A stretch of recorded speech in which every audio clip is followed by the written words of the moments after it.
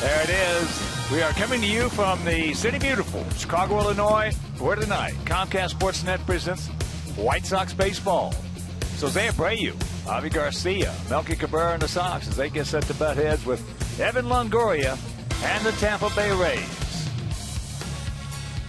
Hi, everybody, and welcome. I'm Ken Harrelson with Steve Stone as we get set to bring you Game 2 of this three-game series. As you know, we lost the opener last night, and we beat ourselves in essence, so it was not a pretty ball game to watch. But tonight, this is one of those must-see TV pitching matchups. It certainly is, and let's contrast our best and their best. It's Chris Sale against Chris Archer. As you can see in strikeouts in the American League, Chris Sale's first, Archer's third. Strikeout to walk ratio, Chris is second, Archer's fifth. Opponent's batting average, Chris is 10th. Archer is third. And ERA, Archer's been terrific, 2.54. He's fifth, and Chris is eighth because he's had a couple of bad games. But let's take a look at what happened last time out, and Chris didn't have his good slider. Now, you could tell he didn't because he gave up 5 hits to left-hand hitters. That's not Chris Sale. Left-handers usually don't hit him at all. But he does have a habit that we'll focus on right here, and that's the bounce back after a bad outing. On May 6th against Detroit, 5 1/3, and he got hit pretty hard. So he seems to double up his efforts in the next ball game on May 12th against Milwaukee. 8 innings, 2 earned runs, and he threw the ball by a lot of Brewers. Then he had a tough one in Minnesota, 6 2/3 with 9 hits and 5 earned runs. Only then to come out the next time and throw the ball exceptionally well at St. Louis. 8 innings, 12 strikeouts, 1 earned run.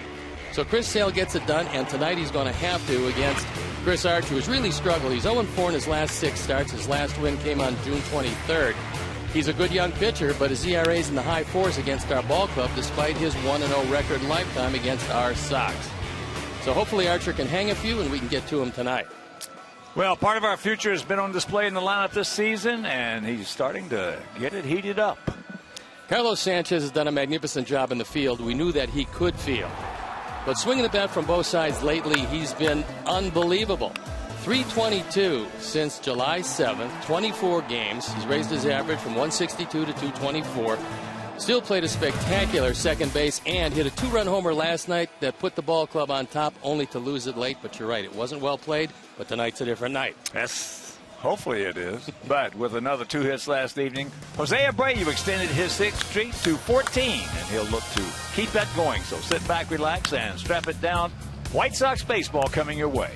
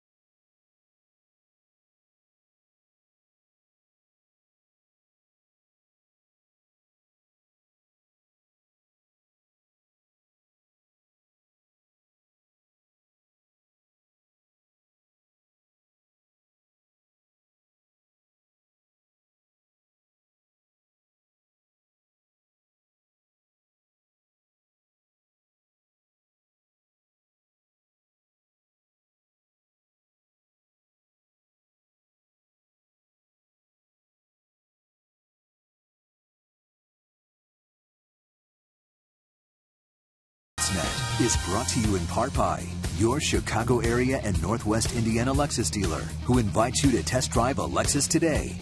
Blue Cross and Blue Shield of Illinois, through it all. Audi, truth in engineering. Xfinity, your home for the most live sports. And by Toyota. See where Toyota takes you. Test drive one at your Toyota dealer. Toyota, let's go places. Welcome back to U.S. Cellular Field on an absolutely beautiful night for baseball. And before the game this afternoon, it was Team Photo Day. So there you see how it lined up on the field before the game, and hopefully it'll be an offensive night tonight. Let's take a look at how Kevin Cash is going to line up his Rays for the second game in this 3-game series.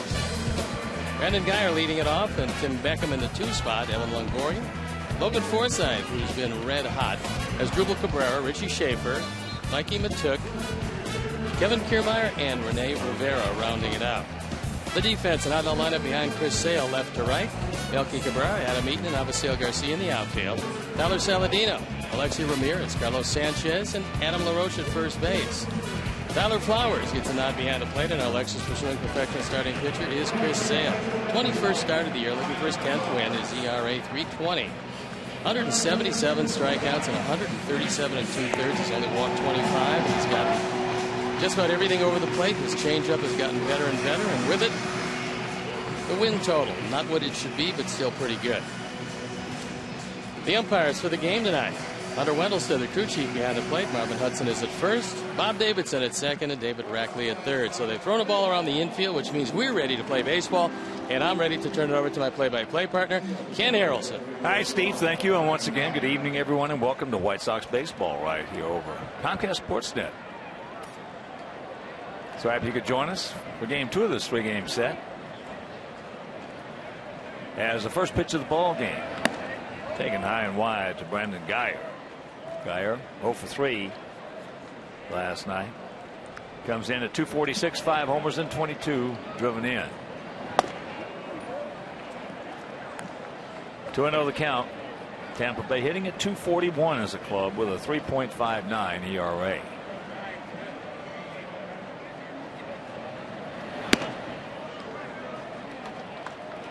Three and 0.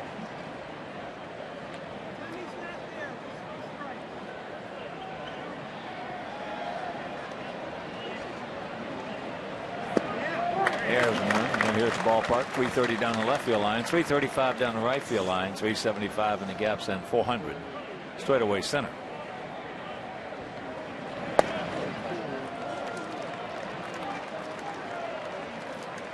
That's not the best way to start it off, but he did walk Guyer on 5 pitches. Guyer 10 for 12 in stolen bases.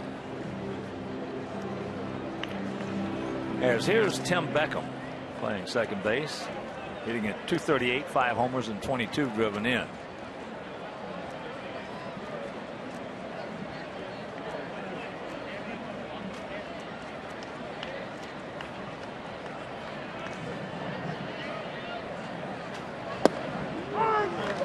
Beckham was a first-round draft pick. In fact, the first player chosen overall in 2008. To this point, he has not lived up to that exalted position of #1 in the country. Out of Griffin, Georgia, resides in Atlanta, 25 years old.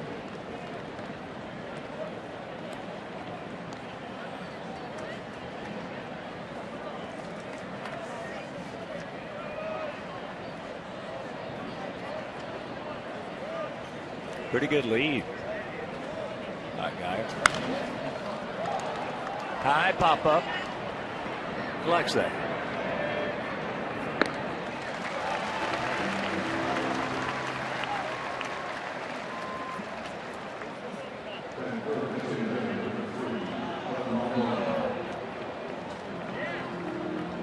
So here comes Longoria. 3 for 5 last night, hitting at 275, 11 homers and 46 driven in. Last night he pulled the ball and consciously went after just about everything to hit it to left and left center field, and he worked out pretty well for him.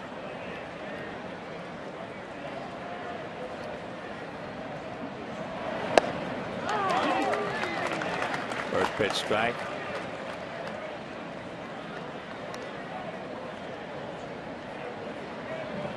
watch this guy play, much less hit. I'd rather see him on the highlight films against somebody else, though. But 0-2 the count. He hits with a wide open stance. And there you look at the career numbers, knocking at the door of 200 home runs and 700 runs batted in.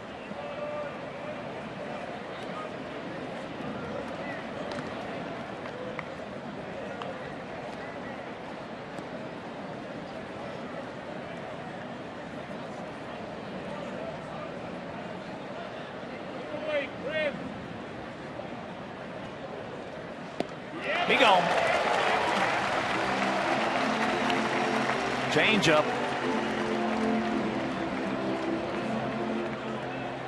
This one not near the plate, but Evan Longoria, trying to protect, really expands his zone.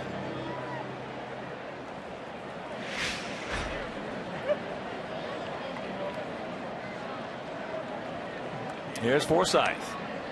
Logan. He was 2 for 3 last night, hitting .281 on the season. He has 12 homers and 47 driven in.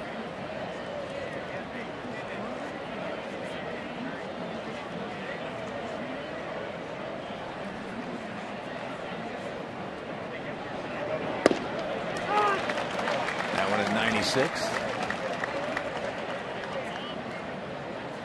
Outfield playing just a couple of steps toward right center field for Forsythe.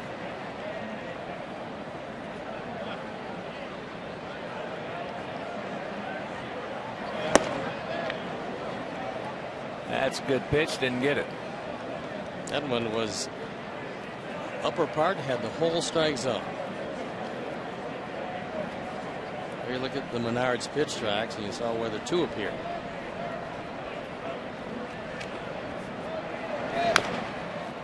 That change up.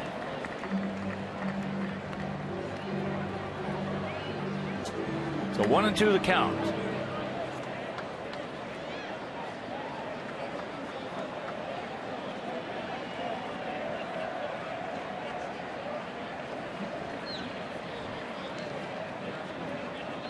Another good lead.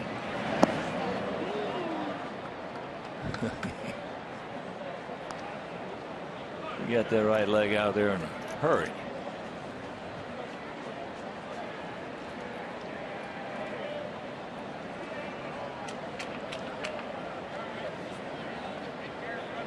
Gap out there in left center. And it is 2-0. Tampa Bay. Logan Forsythe has been the best hitter on this team for an extended period of time, and he came into this ball game absolutely red hot. So he's hit his 13th. He's now driven in 49, and just like that, the leadoff walk, the 2-run homer. And Chris is down by 2. Our 4th home run replay, and this one is up in the zone. And Forsythe absolutely jumps all over it and rides it out of the yard. There's Cabrera. Has Drupal. He had a couple of hits last night. He was 2 for 4.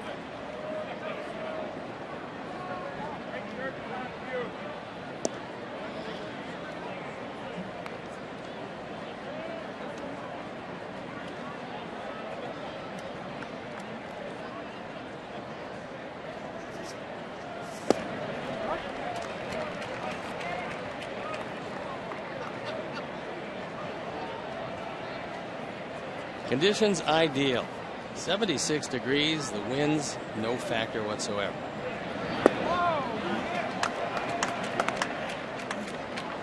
That was a pretty good slider. Hit the outside corner and the career against Chris Sale as Drupal.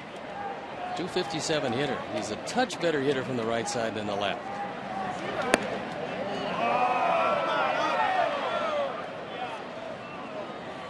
Appeal to Marvin Hudson and he says nope, didn't go.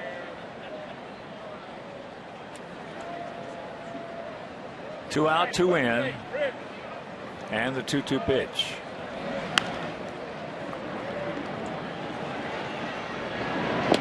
That's a 2-run homer by Logan Forsythe after half inning of play. It's Tampa Bay 2, and our guys, the good guys, coming to bat.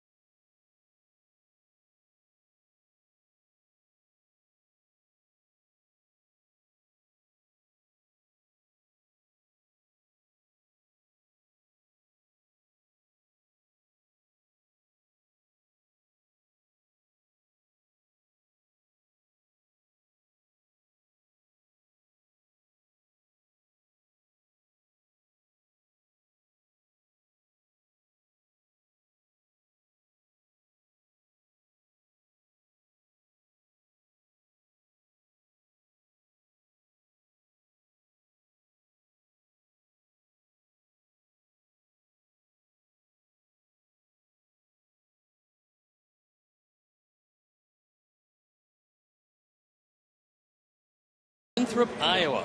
Now let's take a look at how Robin is going to line them up for tonight's game. Adam Eaton leading it off, and it's Tyler Saladino, Jose Abreu. Melky Cabrera has been swinging it well. Lexi Ramirez, who's been really swinging it well during his 7-game hitting streak. Then it's Adam LaRoche, Javi Garcia, Carlos Sanchez, and Tyler Flowers rounding it out. The defense and how they'll line up behind Chris Archer. It's Geyer, Kiermaier, and the Took in the outfield, with Schaefer, Cabrera, Beckham, and Forsythe in the infield. Rene Rivera behind the plate. And our Lexus pursuing perfection starting pitcher is Chris Archer. He's 9-8. Been struggling lately. Hasn't got a whole lot of runs. This is his 23rd start. And before we show you our picks to click, you at home select yours. As there's first pitch strike to Adam, who had his 11-game hitting streak snapped last night. He was 0 for 4.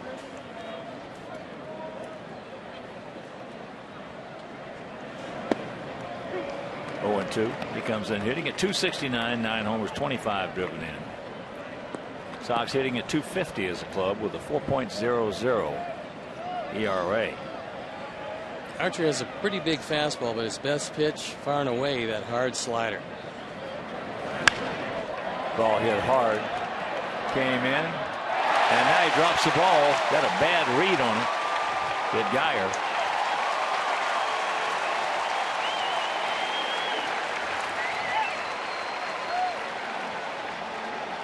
So a good way to start.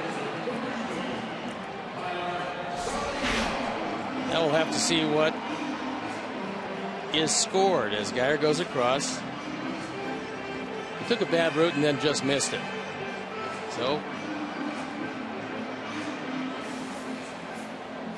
18th double. And Adam aboard on a big break as Geyer just missed it. So here's Tyler Saladino at 244. He was 1 for 4 last evening.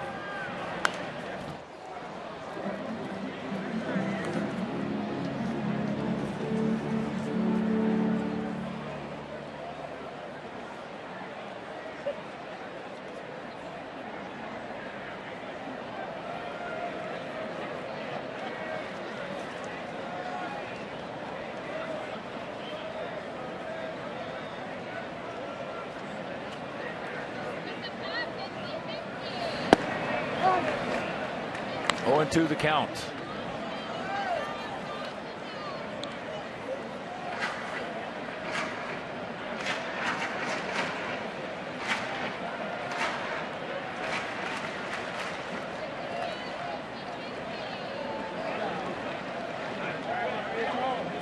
Short lead.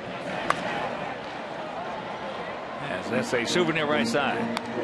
Archer's only given up 108 hits in 141 2/3 innings. That's a really low total. Opponents hitting just 206 coming into action tonight. And yet he hasn't won in going on 5.5 weeks.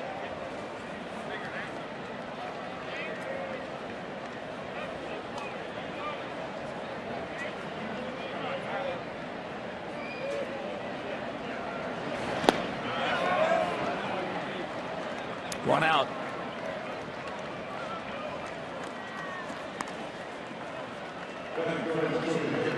Right now, let's check out our picks to click.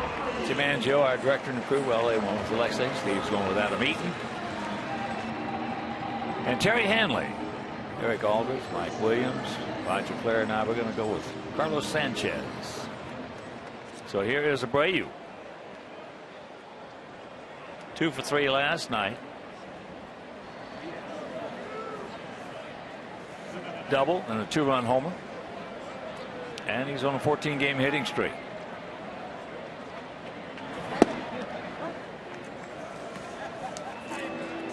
That fastball by Chris Archer to Jose Abreu registered at 97 on the fast pitch gun, brought to you by Xfinity, the fastest Wi-Fi at home and on the go.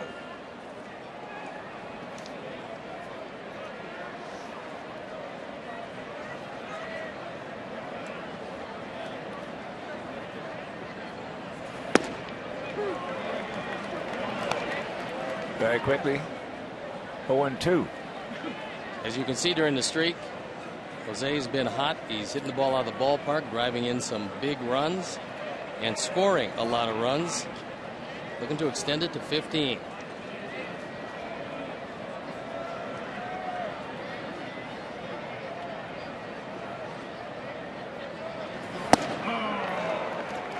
2 down.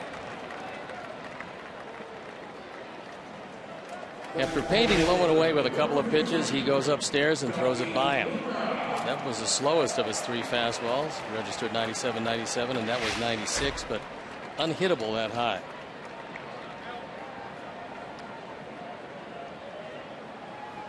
Melky 0 for 4 last night. Melky at 284, 7 homers, 53 knocked in.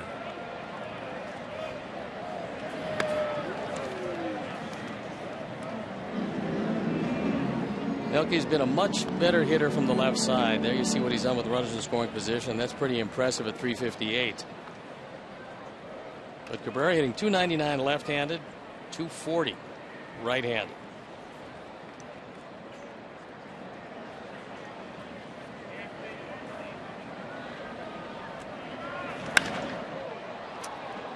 That is a souvenir left side. 1-1 to count.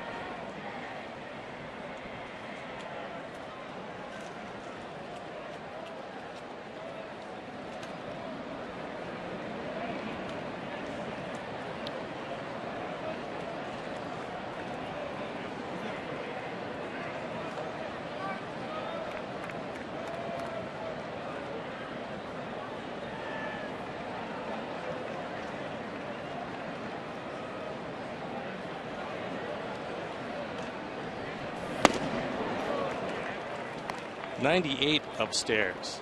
So this young man has a terrific arm. Originally drafted by and signed by the Cleveland Indians. As you can see, that high heat. No chance up there.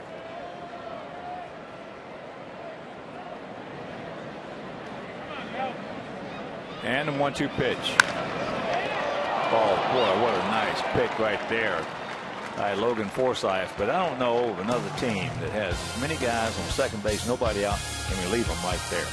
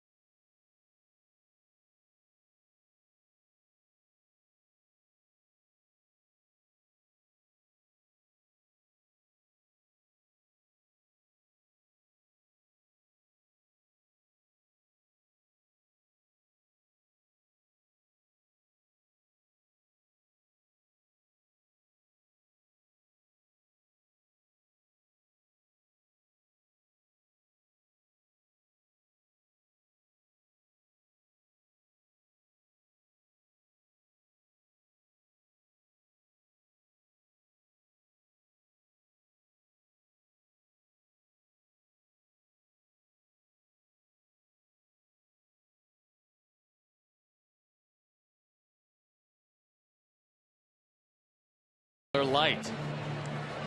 Last year, Logan Forsythe played 5 different positions. He's already played 2 positions in 2 games against us here, and he makes a fine play. Ball hits the heel of the glove, bounces off his body. He's able to corral it, and his 1-hop rocket turned into a 3 unassisted putout.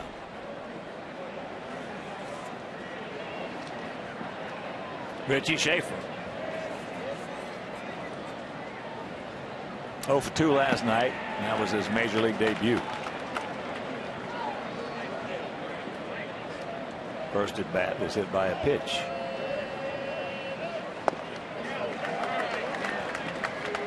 Quickly, 2 strikes.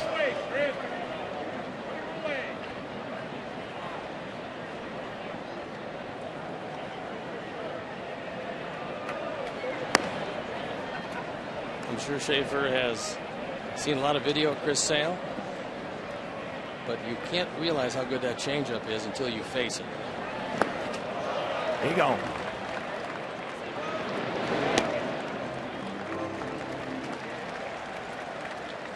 This is as good a slider as Chris has thrown in the last couple of outings, as this one just bites down and in. Great movement. Good play by Tyler Flowers. And Schaefer's down on strikes. The second strikeout for Chris tonight. Matuk. Mikey Matuk. 188, a couple of homers, driven in 5, 1 for 4 last night, but it was a biggie.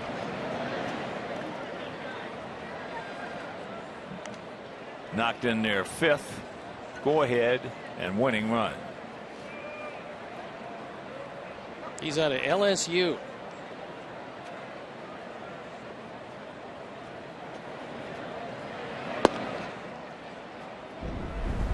Unfortunately, last night was a hanging breaking ball right in the middle of the plate, and that was the deciding run. That was a good change. 1-2, the count. Kiermaier. Kevin Kiermaier on deck.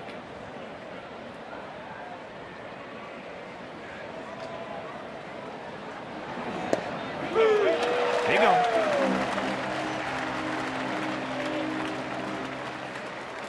Strikeout number 3 and a good placement. You see where Tyler Flowers wants it? That's exactly where Chris throws it. A perfect pitch on the inside corner.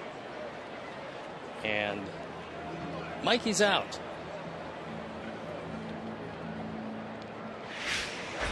So here's Kiermaier, 242, 4 homers, 19 knocked in. As he takes first pitch strike.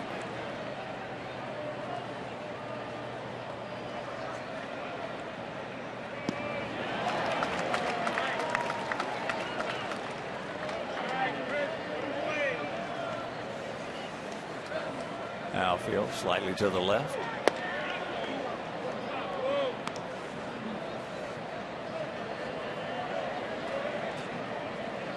Kiermaier is not going to walk. He doesn't like to. You're talking about a guy that in 339 at bats has only walked 14 times. So he's of the swinging Kiermaiers.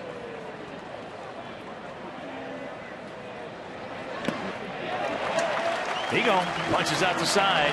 He has 4, but it's 2-0. Bad guys.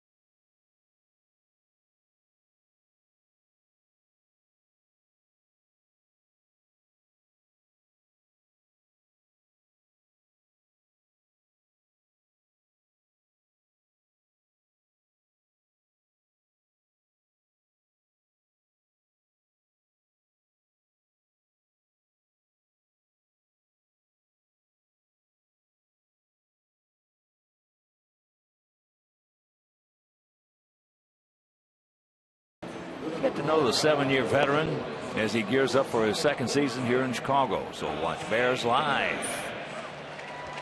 Bears Live with Ryan Mundy, presented by Xfinity, Sunday after Cubs postgame live on Comcast Sportsnet.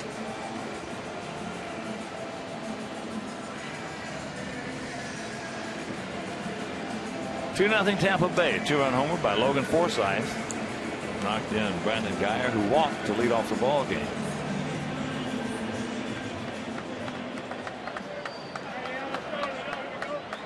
Despite that .237 batting average lately, both in the field and swing the bat, Alexa's been very good. Looking for it, got it at 97. Cover all the bases for just $79 by purchasing an Abreu 4-pack. Each pack includes 4 upper box game tickets, 4 hot dogs, value meals, and a parking pass. Abreu 4-packs are available now for all remaining Monday through Thursday games. Visit whitesox.com/Abreu to order yours today.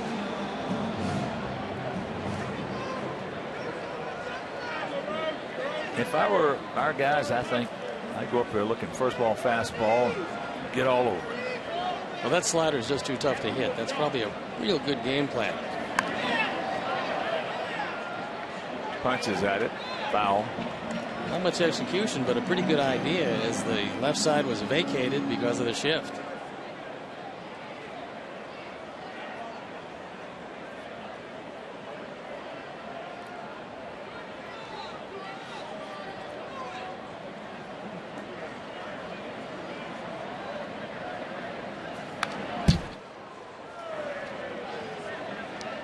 Oh, and 2 the count. Archer was traded from the Indians to the Cubs because he had some big troubles getting it over when a member of the tribe. And the Cubs felt pretty much the same way, although they wanted Matt Garza. They paid dearly for him, and the prize of that trade was the man you're looking at, Chris Archer. That one at 98. Archer on a similar streak to what Chris Sale was doing. He's thrown at least 100 pitches in 7 starts in a row. Clayton Kershaw has the longest streak with 10. 2 down. 3rd strikeout for Archer.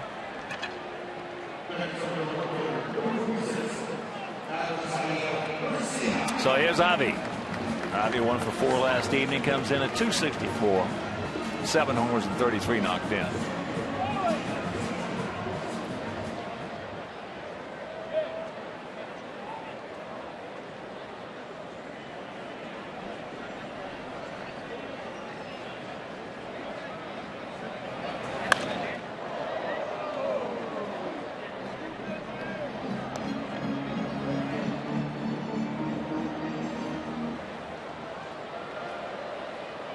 That last pitch, a pretty good fastball in the outside corner. It's pretty much where Avi would like it, middle out.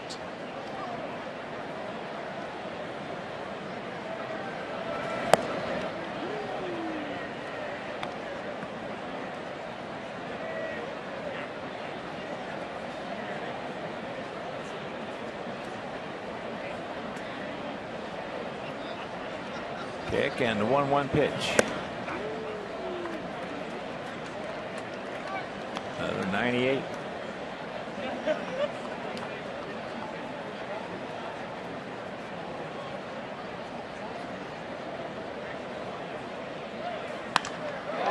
There's a bullet right back through the middle. He hung a slider, that one right down the middle of the plate, and Avi took it right back up the middle. Take a look at the location of this. Not one of the better efforts by Archer, and Avi was able to take advantage of it.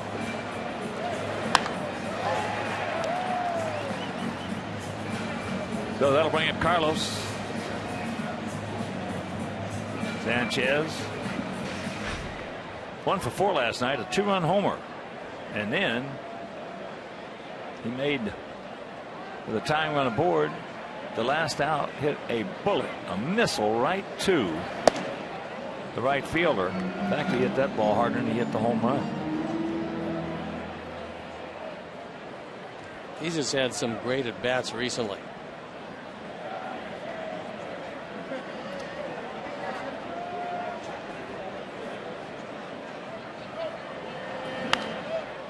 And here was the home run that put us on top at the time. It was an inside fastball from Steve Geltz.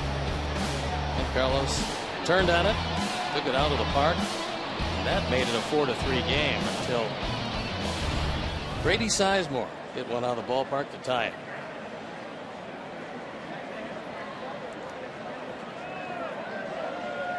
Decent lead by Avi.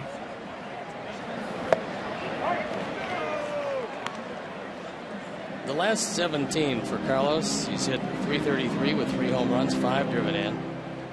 He scored 9, which is of critical importance, and he had 6 doubles in that stretch.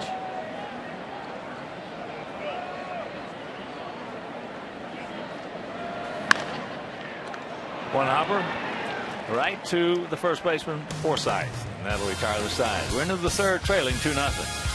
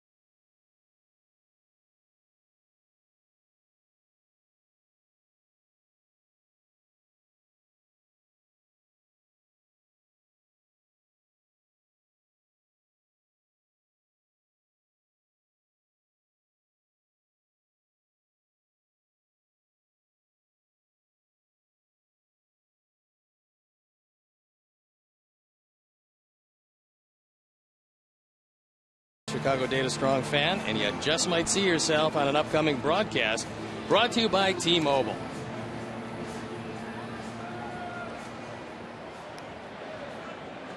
Top of the third inning in a 2-0 Tampa Bay lead. Rene Rivera, the catcher. And they go back to the top of the order with Brandon Guyer.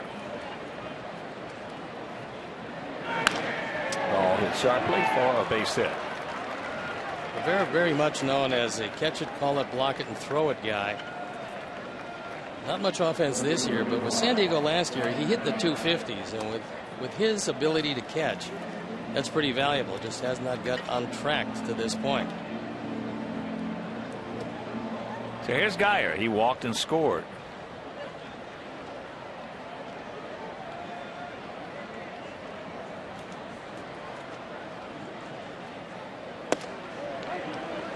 And big White Sox happy birthday goes out to Virginia Guys, who was 100 years young yesterday.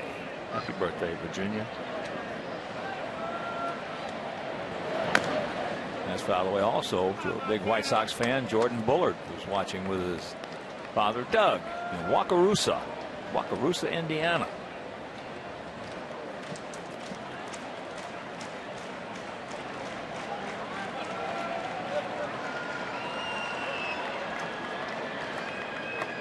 The 0-2 pitch. Yanks that one foul. Guyer came over in the same deal from the Chicago Cubs that brought Chris Archer here.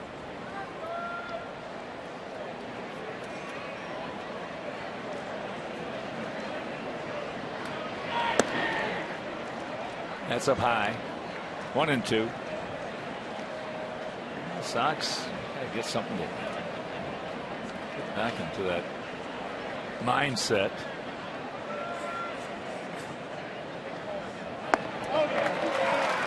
He gone. 5 strikeouts now.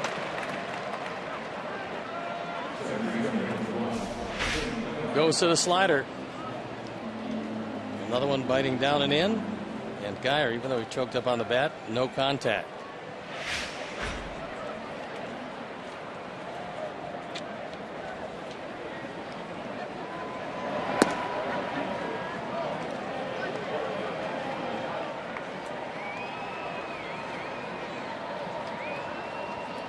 Beckham popped one up last time.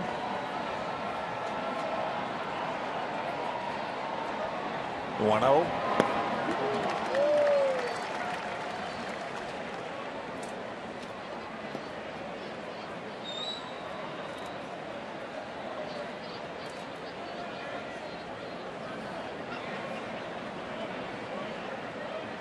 Now Phil shading the 25-year-old around to the right.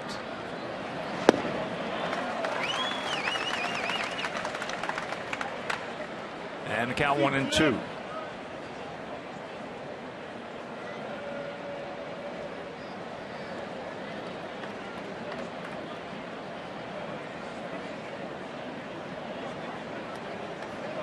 Now time is called.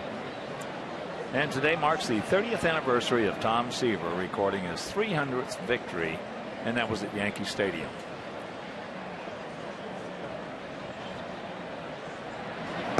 Yes, he did.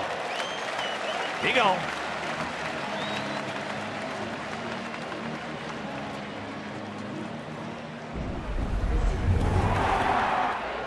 And here is number 300 as Don Baylor skies one to left field.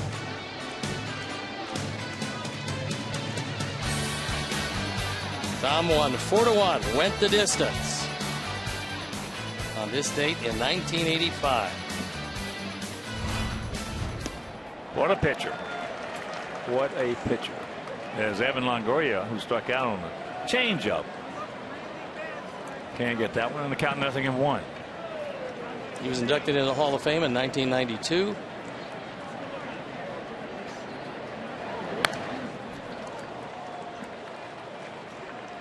That changeup just did get a piece of it.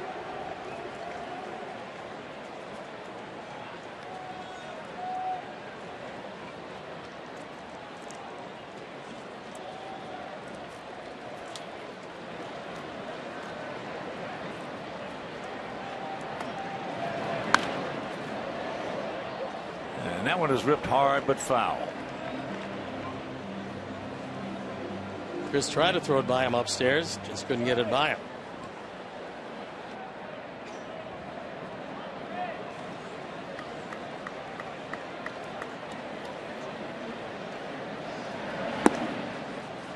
And with the losing that we have been watching lately, Sox still since June 30th have the second best record in the American League at 18-12.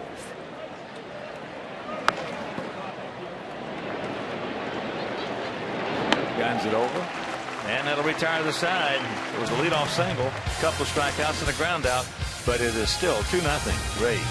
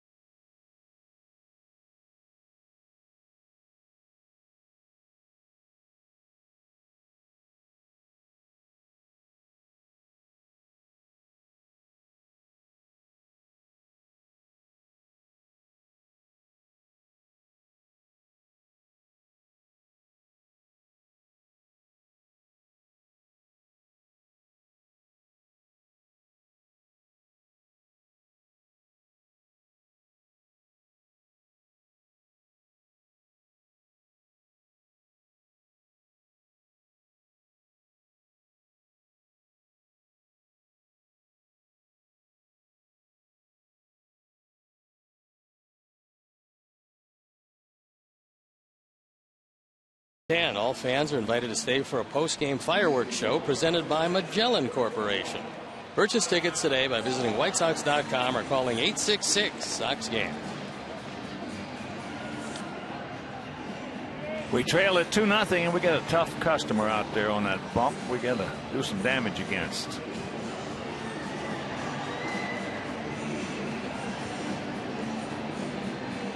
Sometimes pitchers have slumps just like hitters. Archer has not won since toward the end of June, and his ERA is close to 4, which, looking at the stuff he's throwing tonight, you wonder how it ever got close to 4 in 6 starts.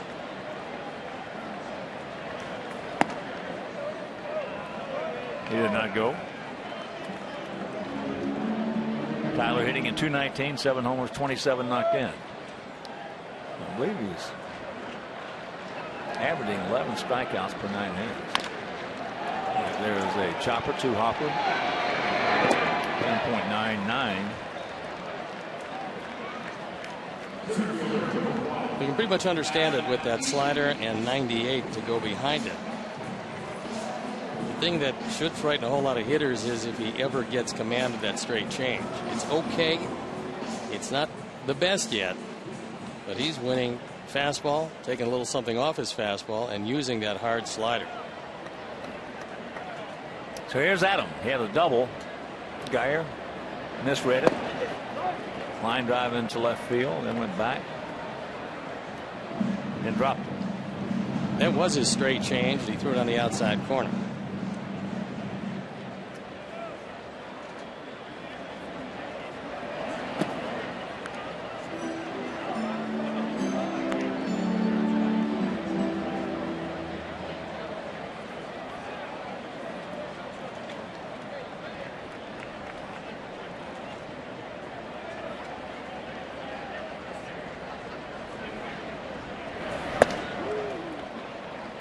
That one at 95. He's getting tired. 2 of the 3 triples leaders are in this park tonight. Kevin Kiermaier with 11. He's playing center field. Adam Eaton tied for second with 8 triples. That's foul back.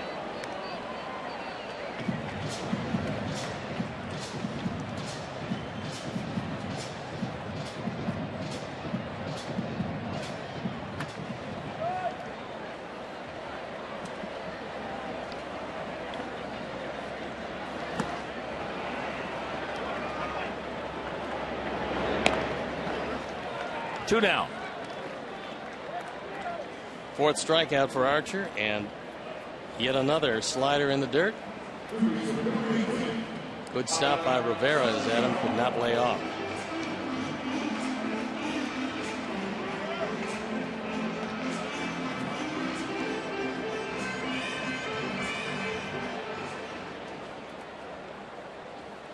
Yes, Saladino. Tyler struck out on a check swing.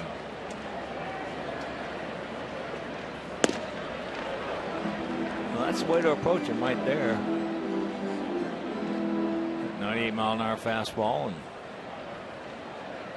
usually guys that average a lot of strikeouts. That ball hit high and deep. He just goes back and he looks up. You can put it on the board. Yes. And it's a 2-1 ball game. 3rd home run for Tyler. Now driven in 8, and that happened to be a no-doubter. He got every bit of that. Rode Archer out of the ballpark. That's the 13th home run Archer has given up. That ties him for the team lead in our 4th home run replay. It's a fastball. It's down on the inside part of the plate, and he hits it out. And I was just saying, that's the way to approach him. You've got to look for that fastball. When you get it, you got to turn it around, which he did.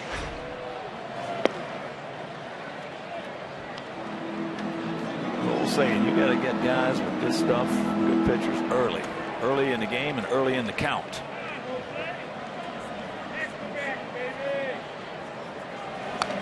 Or you have to hope that Archer will fall behind, so you take that slider away from him, take it out of the equation, because it's not going to be hittable if he keeps it down. Well, look at all the good pitchers. You got to get them early. If you don't get them early, they're probably going to get you. Guys with good stuff, real good stuff. That ball hit hard. Get over his head. Nope. That guy is a good center fielder. But the home run by Saladino. We're into the fourth, trailing by 1.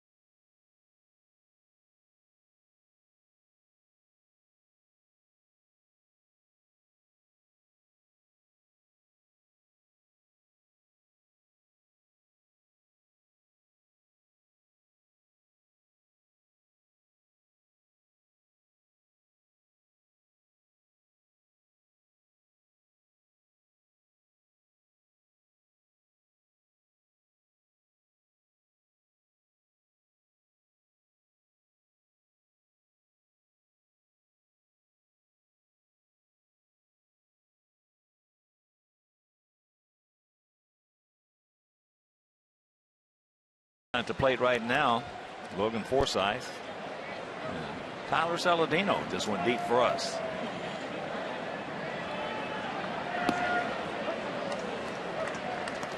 Slider strike. Hunter Wendelstedt is going to give the low strike. He's not going to give the high strike. Hunter's a good umpire. Well, hitters don't care. I mean, if you don't give the high strike and you don't give it to either side, they don't mind.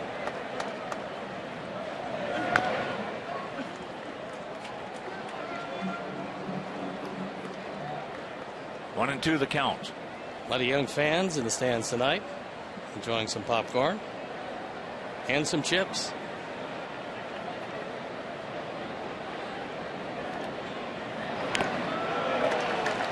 He gone. Slider.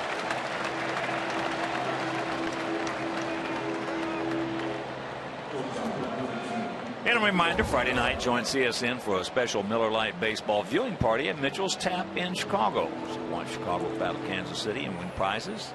That's Friday at 7. Great beer equals great responsibility.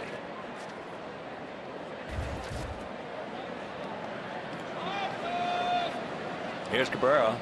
He grounded out to third.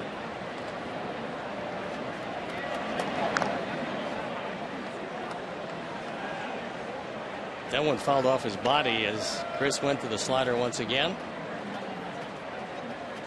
And Cabrera fouled it off his anatomy.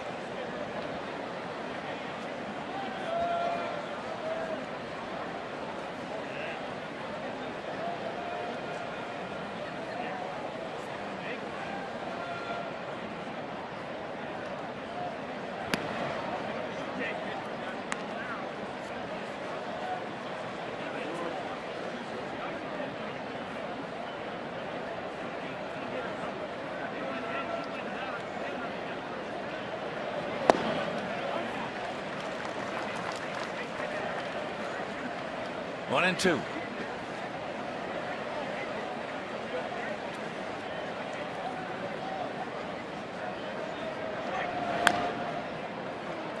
Way out in front.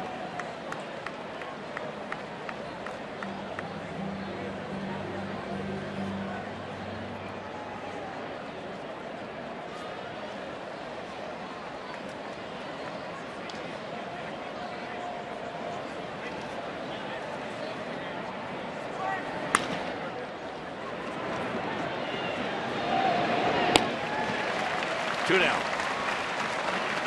Sox fans, come to the ballpark and show your White Sox pride on August 11th for Orgullo Sox Night, presented by Pepsi. All members of the Hispanic community, their families and friends, can buy specially priced tickets at whitesox.com/Orgullo. Anyone who purchases through this link will receive a free Yo Soy White Sox rally towel. Schaefer. Struck out on the slider.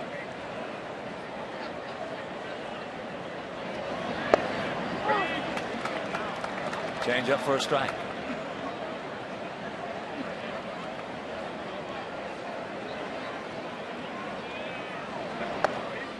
Doubles him up and grabs another one. So the count 1-2.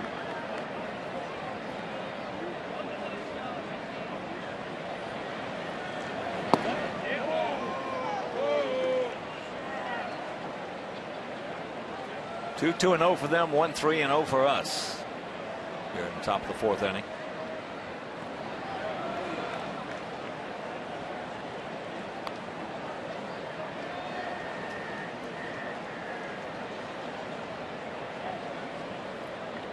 For the most part, Chris is trying to stay away from the power. Just underneath it. Saladino over by the tarp, makes the catch. That'll retire the side. We go to the bottom of the 4th, trailing 2-1.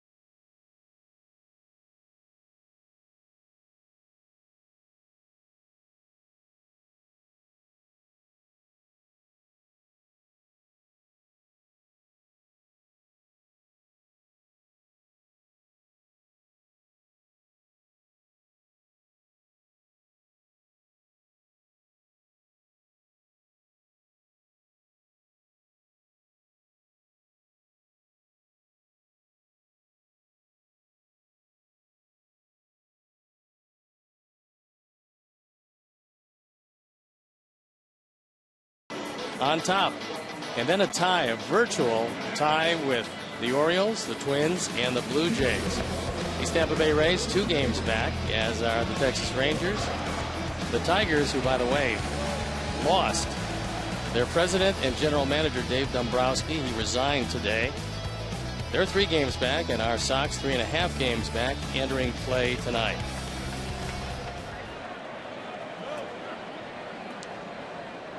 Melky Cabrera 0 for 1. He hit a bullet to first base. Forsythe made the play on.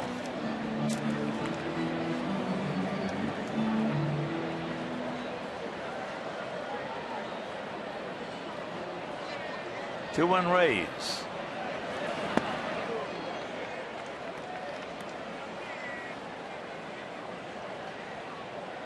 The last 12 games, Melky has been red hot from both sides of the plate, hitting a combined .460, 3 homers, 8 doubles, 16 driven in, and 12 scored. Dyer. Fair ball. 1 out.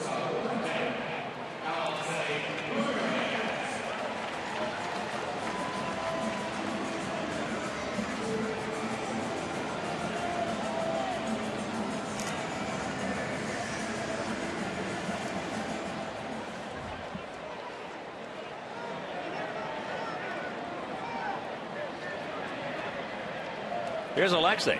popped up to his counterpart as Drupal Cabrera.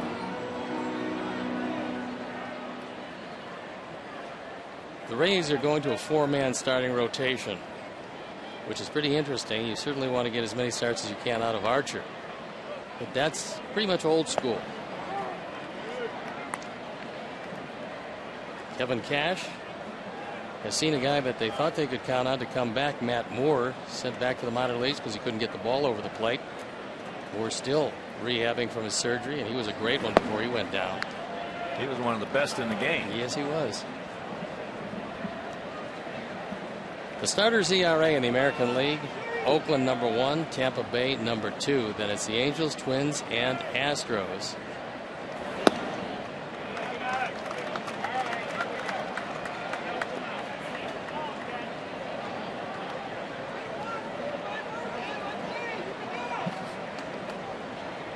There's Jim Hickey, a very good pitching coach, and he's had a lot of guys to work with over the years because they keep reassembling their bullpen. That ball high and deep. Geyer.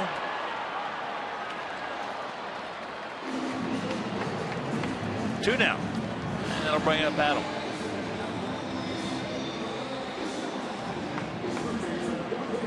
Unfortunately, Alexei got that one just on the end part of the bat. Had a good pitch to hit. It was up and away, but just missed squaring it up.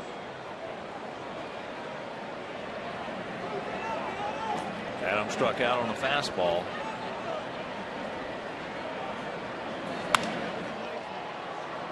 And Geyer again. So he's going to have 3 putouts. And we're into the 5th.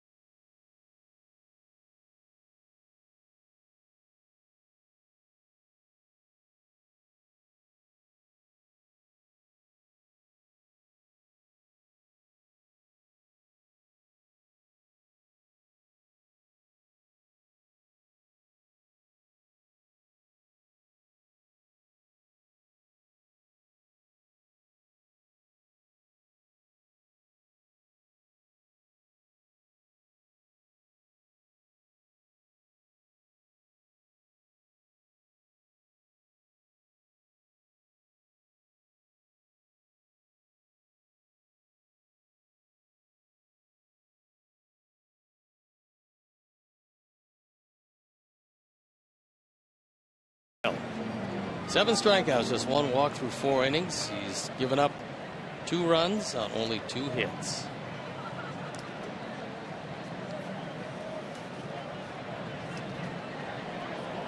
Matuk, Kiermaier, Rivera.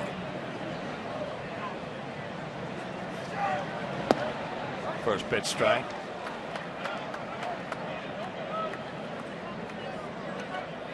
Matuk called out on a good fastball.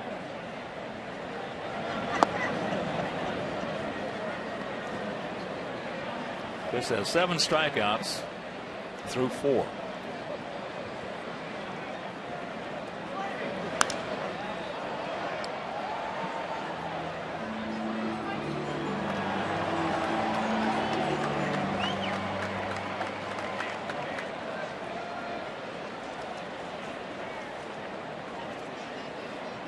You'd have to think that Mikey would be a little anxious. He's going to see a fastball here. Hits it hard.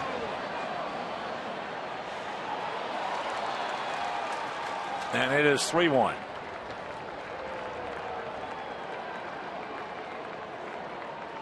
Just his third home run.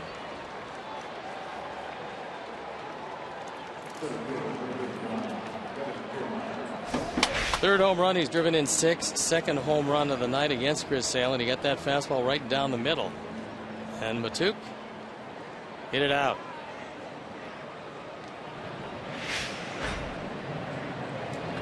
Here's Kiermaier. Kevin struck out his first trip as he takes ball 1. Both home runs coming off fastballs.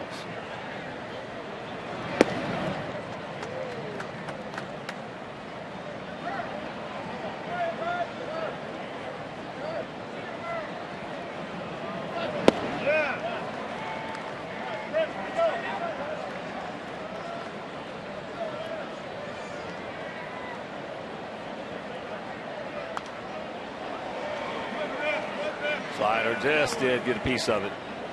Had that one been down, it would have yielded a strikeout, but it was up, and Kiermaier could just barely foul it off.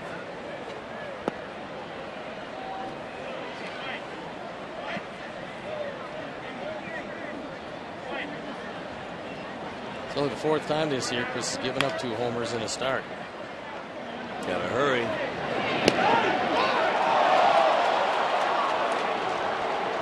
Broken bat, Kansas City special right there. Mark Parent wants to check the replay, but it looked like Kiermaier beat it.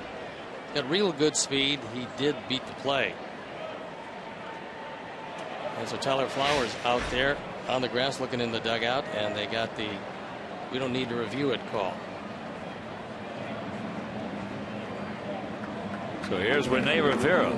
He singles sharply in the hole between first and second.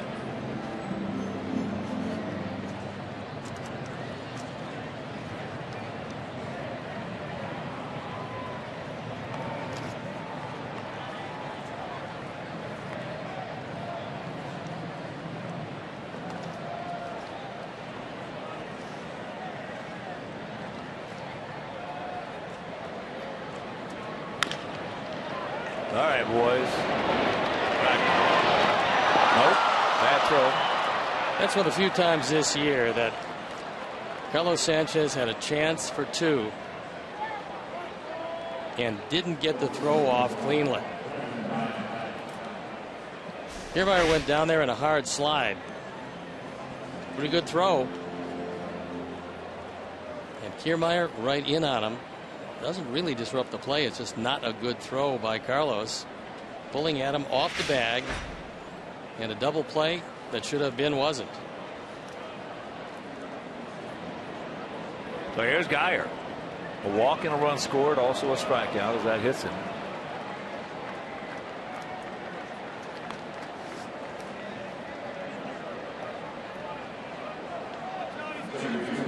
Seventh guy that Chris has hit this year.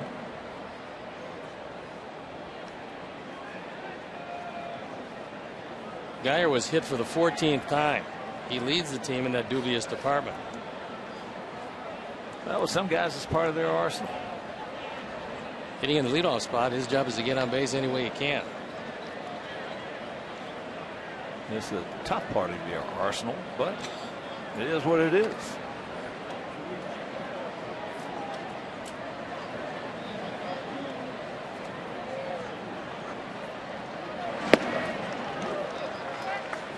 Beckham can't get it. Change up.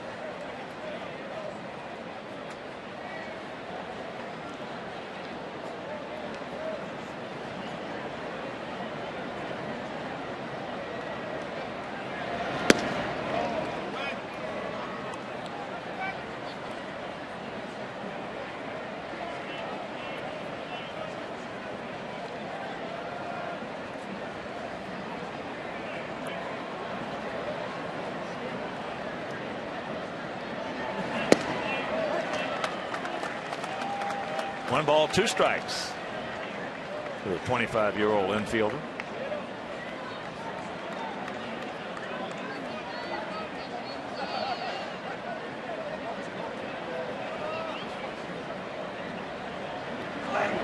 Yes, he did. That's how he went down in the third. 2 out. This one, once again, a biting slider down and in. No chance at all, as this ball is actually behind Beckham when it nestles in the glove of Tyler Flowers. Awkward swing, and the young man just overmatched on the last 2 sliders and the last 2 at bats.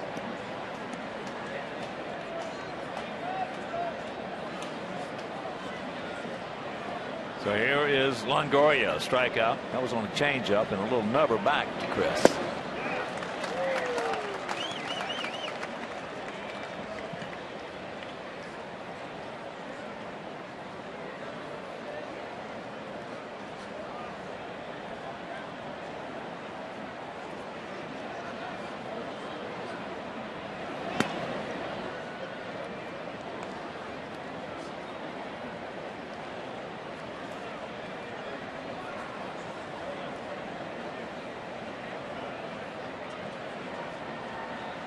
Two on, 2 out.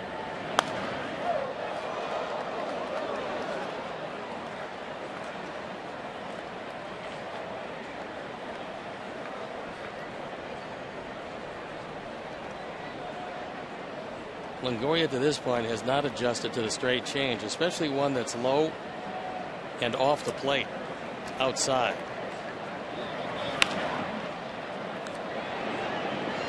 Going over to first in time, and that'll retire the side. So we are halfway home. We trail it 3-1.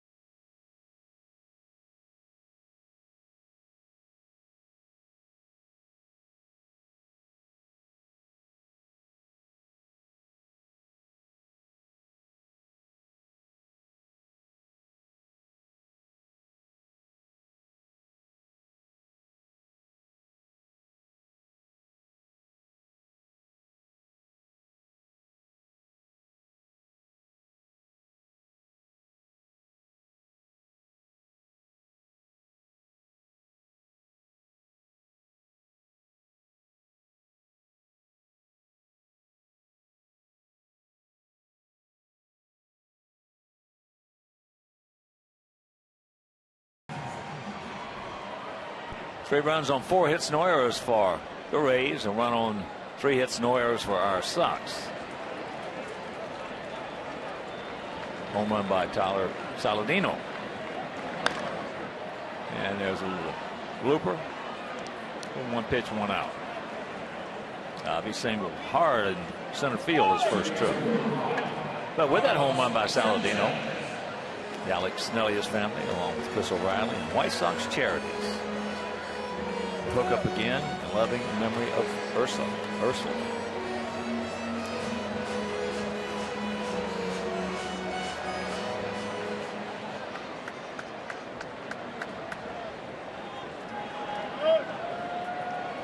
Here's Carlos. Takes a bunt, takes a strike.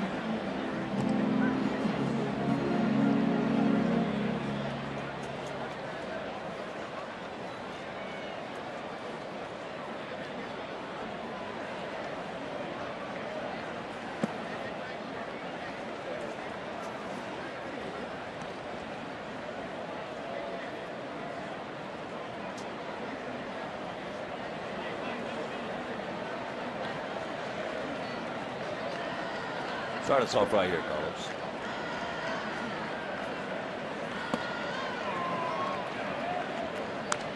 Not going to catch up to 95, 6 or 7 up there. But it is pretty hittable if Archer would get it down in the zone.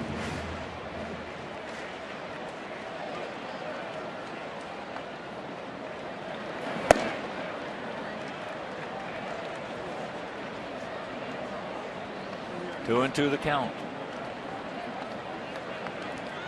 Finale of this series and this homestand tomorrow afternoon.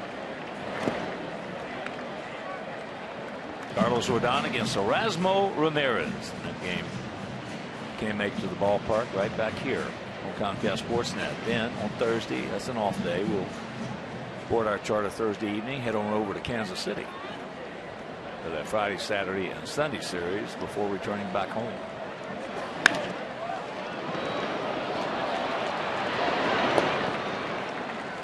Two out. That ball came up on Beckham. He stayed right with it. Beckham was a lifetime shortstop, but now playing some second base.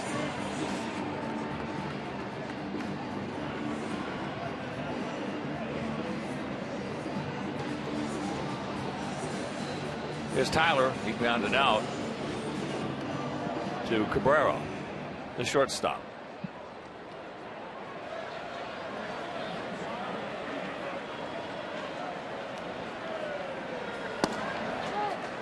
Pours that one over at 97. Those are the ones you got to get him on. Seems like a pretty easy 97. He's got a very live young arm.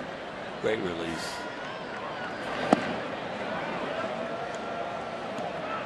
He does indeed go around, says Marvin Hudson. 0-2 the count. Out of some guys, little guys hit the golf ball so far. Some guys throw so hard with easy motion. It's all in the release.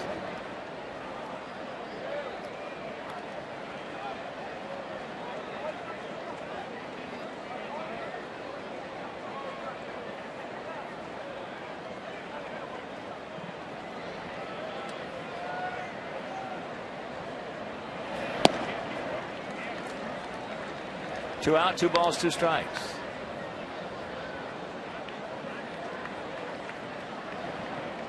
Archer 6'3", 190 pounds. Doesn't look that heavy, but he's got a good size. He did not go.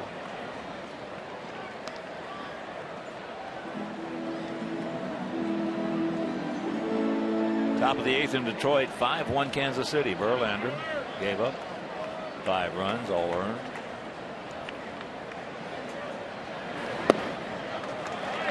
And he walks it.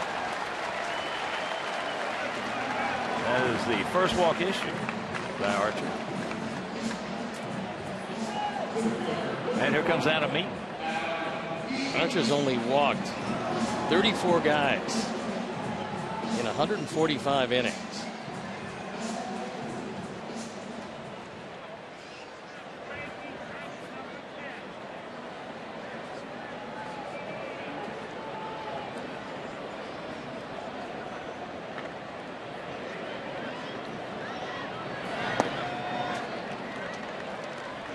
And there's ball 1. Rivera out to talk with Archer. Toronto leading Minnesota 3-1. That's in the top of the 8th up in Canada.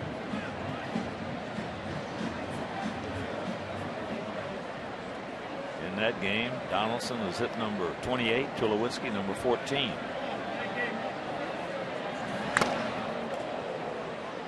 That one right off the mask of Rene Rivera.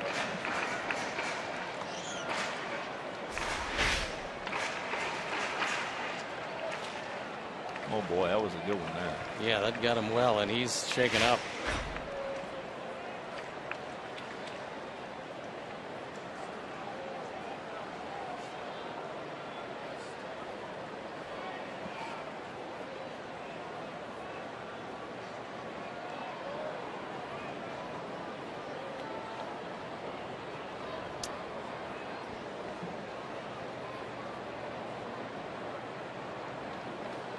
Catchers have to be so tough they take a terrific beating. They have great responsibility. Occasionally, not quite as often as he used to, but guys will try to run him over if they're blocking the plate. But those foul tips off the mask, it's pretty tough, not only with the concussion syndrome, but whiplash. I mean, a lot of catchers have vertebrae problems in their neck. Well, it's bad enough if it's off Mark Burley. You see, magnified if it's off Archer.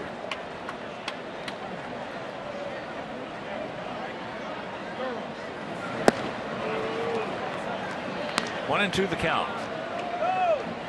Billy Adams has been swinging the bat. He would love to see one of those fastballs on the inner portion, because it is a fairly lively night at the ballpark.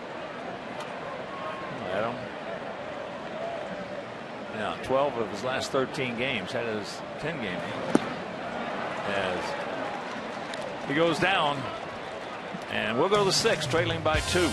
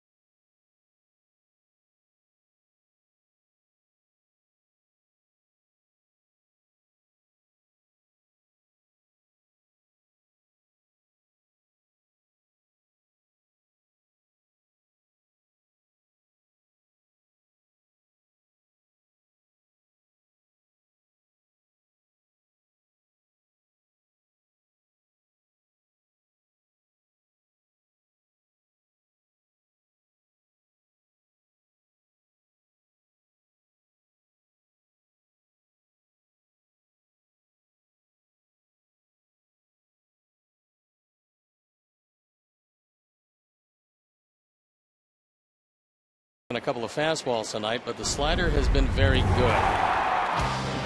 This is Drupal Cabrera. He looks at one, and then Schaefer gets one down and in. Geyer gets one down and in, and Beckham gets one down and in, and they all resulted in strikeouts. So the slider's been very good tonight. So here's Forsythe.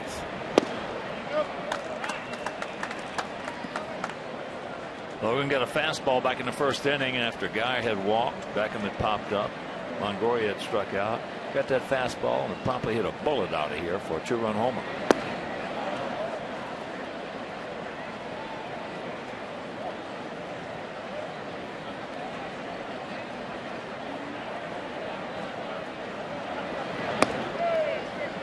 Not only did Forsythe play 5 positions last year, but he hit in every spot in the batting order. So he's been very versatile. He wasn't supposed to start every day out of spring training, but he's been terrific. And he has been starting, and he fills a void wherever Kevin Cash needs him. Those guys are very, very valuable in today's 12 and 13-man pitching staffs. He's not like Ben Zobrist because he's not a switch hitter, but as far as versatility, he's got all of what Zobrist has. Second walk issued by Chris. And here is Asdrubal. He's grounded to third and he's grounded to short. No, when you've got 12 and 13 men pitching staffs, you got to have 1 or 2 guys like a Zobrist, like a Forsythe, all-purpose players. Sure gives the managers a sense of comfort knowing they can plug him in anywhere and he's going to give you a good defensive effort. And course, that big bat on a daily basis. He leads the team in home runs. He's got 49 driven in. That leads the team. So they couldn't ask for much more out of Forsythe. No, not when you go into spring training just trying to make a ball club and you morph into the cleanup hitter. Yeah, well, they thought he was going to be a platoon player. They wanted Nick Franklin to play shortstop, and out of spring training, Franklin had an oblique problem. Never really has gotten over it, lost his position. Forsythe got his opportunity. He seized it, and he's not giving it up anytime soon.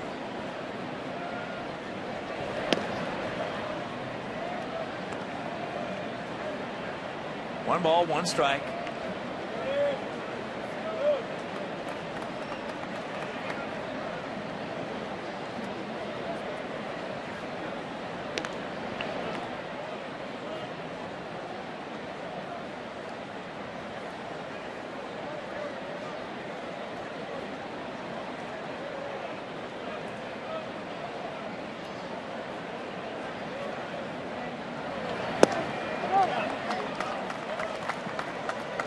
Right at the bottom of the zone.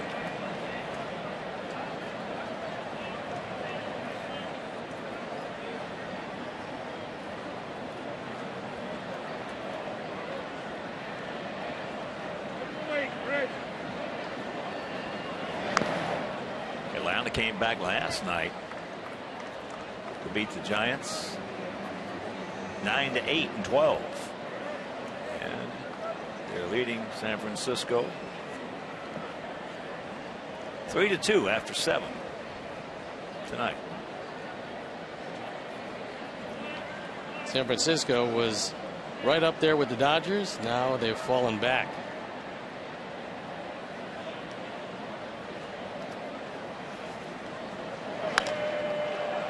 Nice piece of hitting right there. So trouble of brewing. The leadoff walk most of the time will get you in trouble. Cabrera in full defense mode goes outside for a changeup. Chris threw this a little harder than his normal change, and Cabrera dumped it into right field.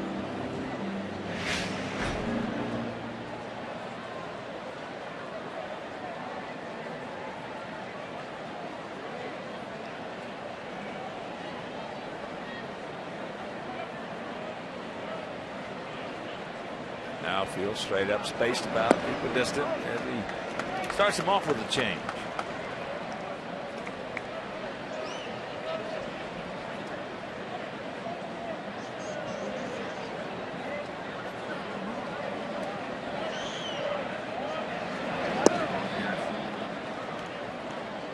Slider misses, 1-1.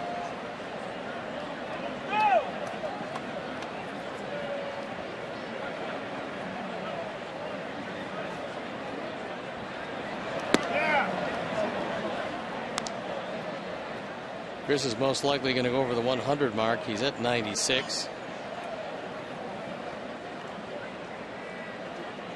Unless he can induce a double play and get the next man out quickly.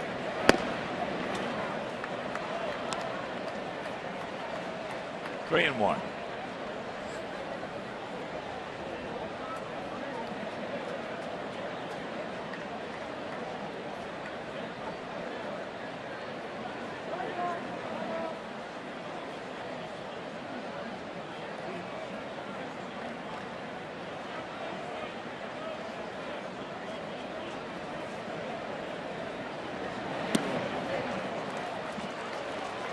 We'll load him up. And that'll bring Don Cooper out from the dugout.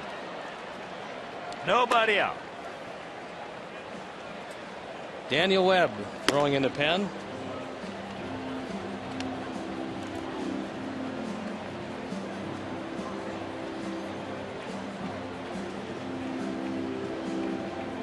There's Mikey Matuk. He's going to be the hitter. And last night he got a hanging curveball right in the middle of the plate, and that turned out to be the game winner. And he topped it off tonight with a line drive home run leading off last inning.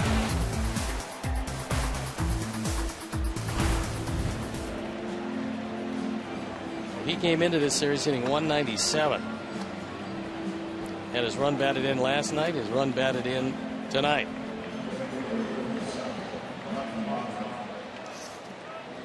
Time now for the AT&T U-verse multi-view. Chris Sale in a jam. Bases full of Rays. Infield in. Outfield for the most part straight up. Looking for it, got it, and underneath it.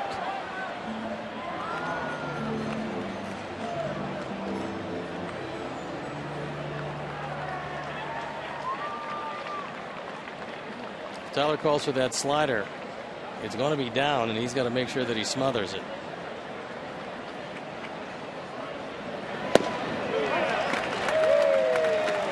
Quickly, 2 strikes. Kuma took. There's 100 of them.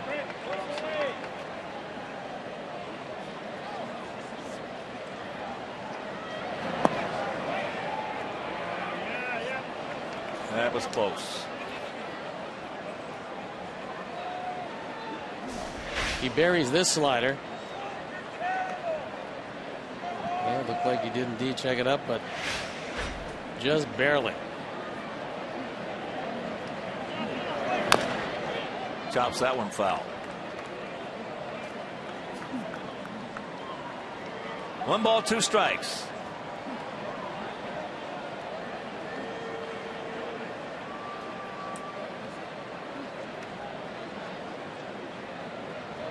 Hard, high, slow, low.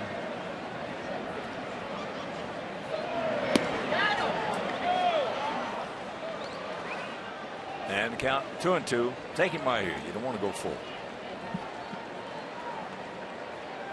Big difference in 2-2 or 3-2. Tip took.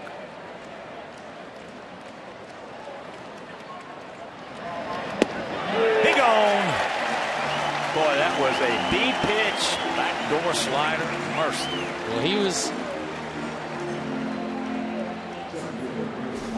wanting to get him out on the backdoor breaking ball the pitch before. He missed that time. He caught the outside corner, and nothing Matuk could do with that. No. Grab some bench. That's all you can do. It's coming in over the left-handed batter's box. You give up on it. Next thing you know, you're walking back. So here's Kiermaier.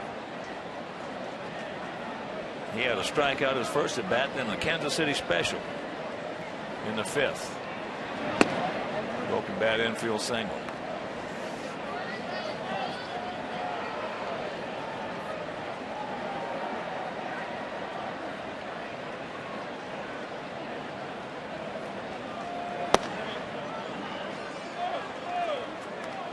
Kiermaier, one of the real good center fielders in this league that you don't hear much of anything about, because he is down there in Tampa, but he can go get him. He's shown us that in this series and shown us he can throw. That is going to fall for a base hit. Another Kansas City special right there. Ball gets away now, and here comes another run. And the runners will advance to second and third. Robin doesn't look like the happiest man in the ballpark right now. After last night and tonight.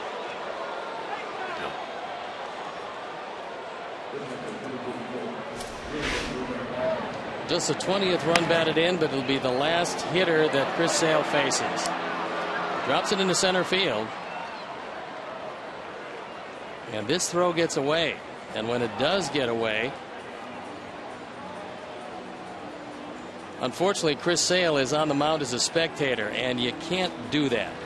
It's a mental mistake, and one of the few times that Chris will have a mental mistake.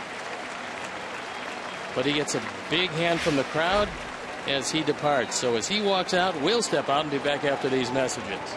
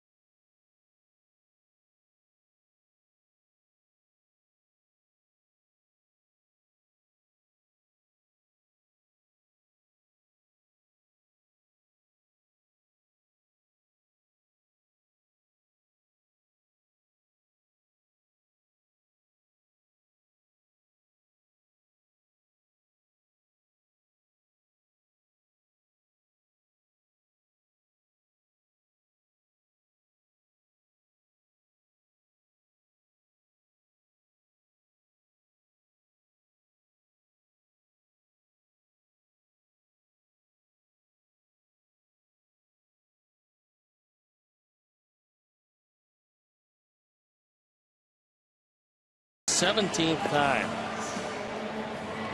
He's been pretty good. Right-handers haven't done him a whole lot of damage, only given up 1 home run, and he inherits Rays at second and third. It's already 5-1 Rays, and Daniel Webb's job easy. Don't let him get any more and turn it over to the offense and try to come back against a tough Chris Archer, who tonight at least outpitched Chris Sale, who's been very unhappy with himself on a couple of occasions. He's issued 2 leadoff walks. The first one led to a 2-run first inning, and leadoff walk here in the top of the 6th so far has led to 2 runs.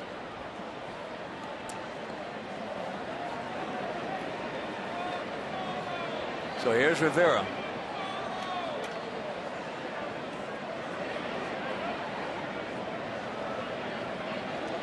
Infield in at all 4 positions.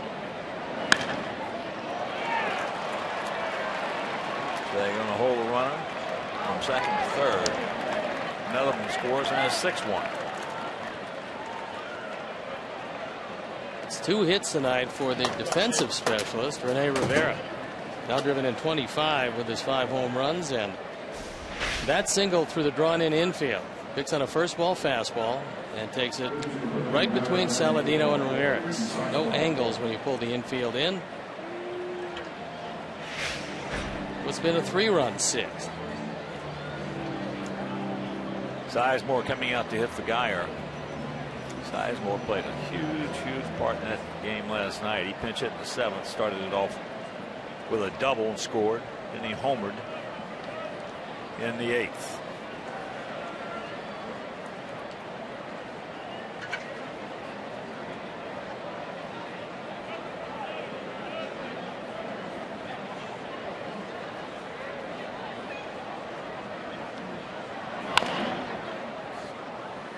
And here's what he did in the 8th. He got all of this one. He hit the double hard. He hit this slider harder. That ball way back. That tied the game at 4 for the heroics of Matuk.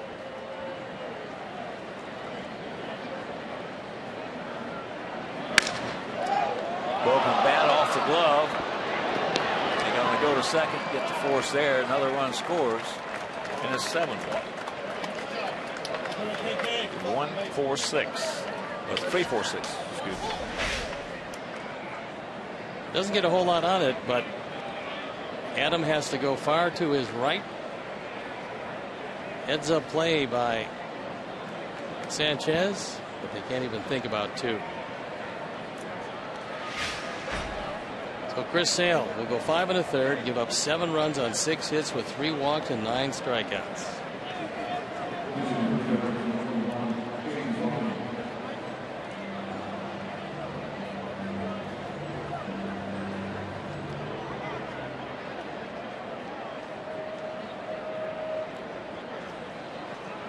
Here's James Loney hitting for Beckham.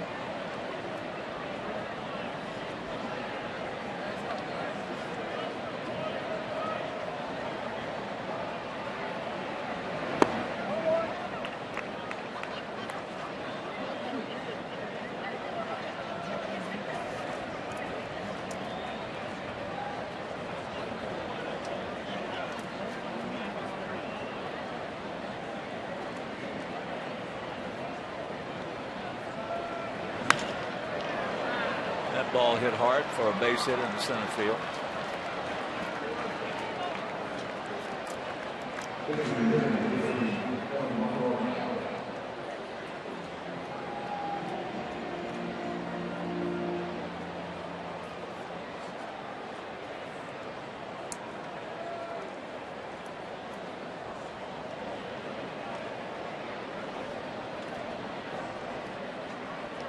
That'll bring up Longoria. Evan 0 for 3, a strikeout. A little tap back to the mound and a ground out to third.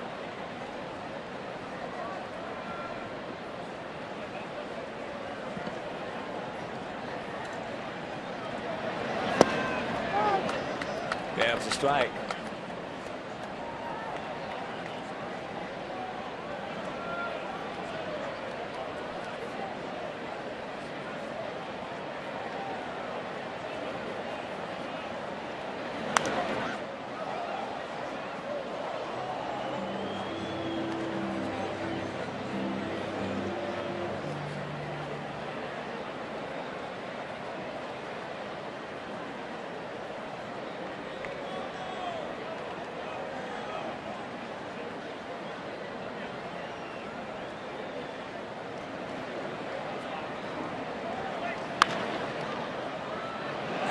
base hit up the middle.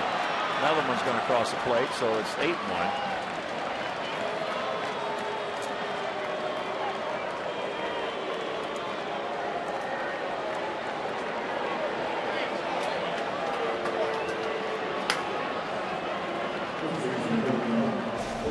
Last year, Longoria tied for Major League Baseball lead in OPS against curveballs.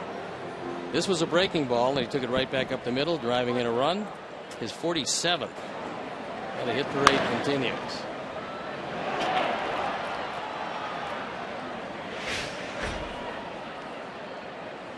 Here's a guy who led this inning off with a base on balls. Logan Forsythe.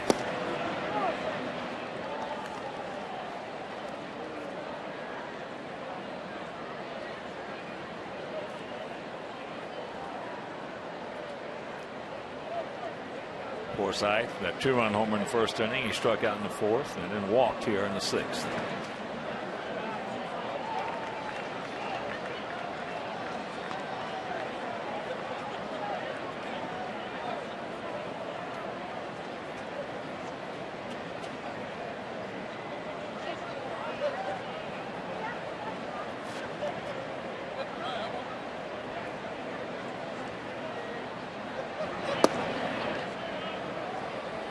Gave a changeup, but missed up and in.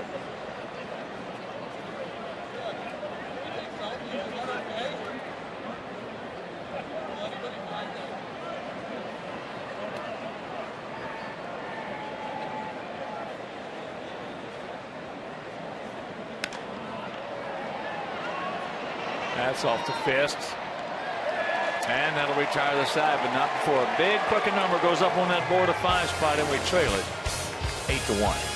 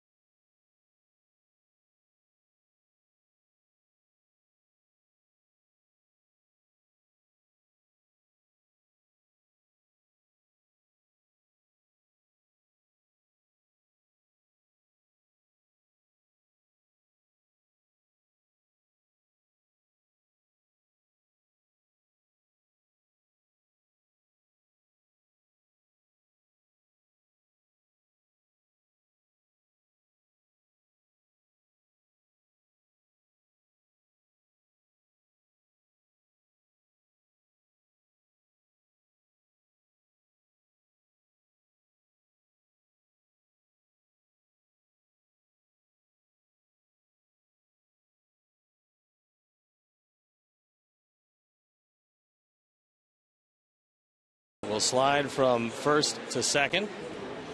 And James Loney, who came in the game to pinch hit, will take over at first base. An excellent glove man.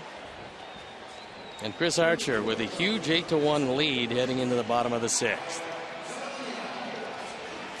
Time now for the Xfinity high-speed action replay.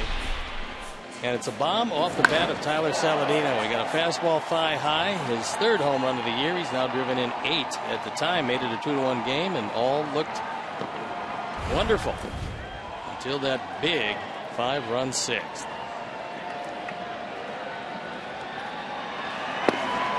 First pitch strike.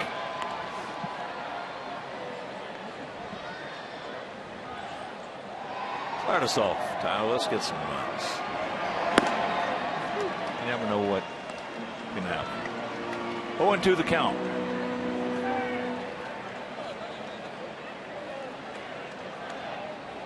That was one of the few cutters that Archer's thrown.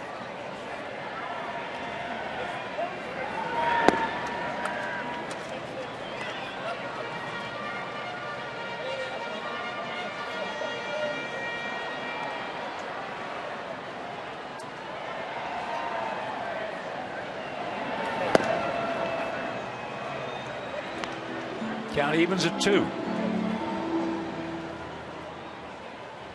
He's used only 69 pitches to get himself into the 6th inning.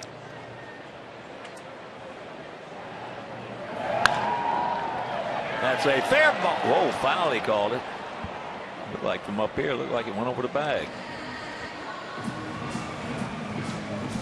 David Rackley right on the line.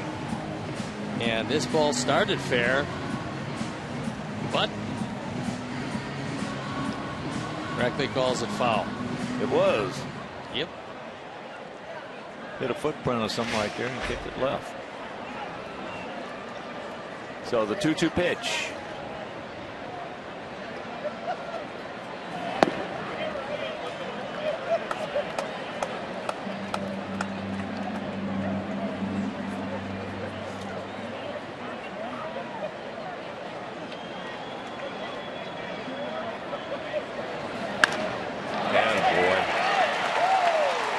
Piece of woodwork right there.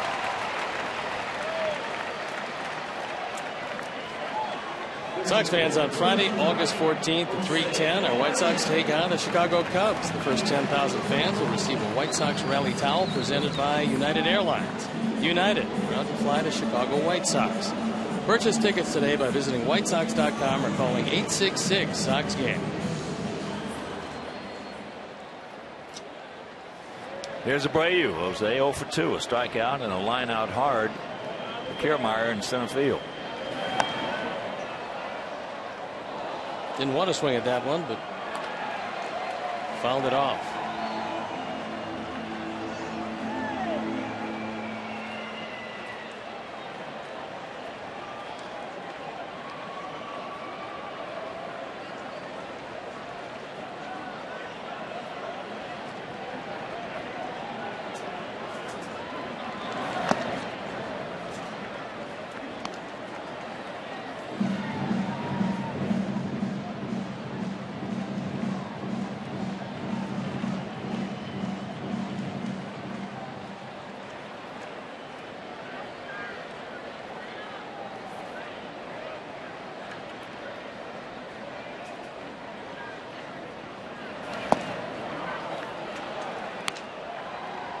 One out.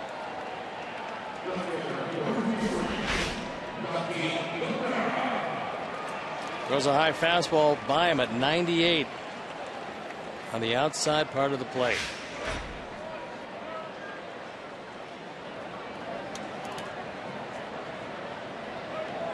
Melky is grounded to first. Hard. And he's gone out to left. Takes first pitch strike. He hit a bullet right to Forsythe at first base.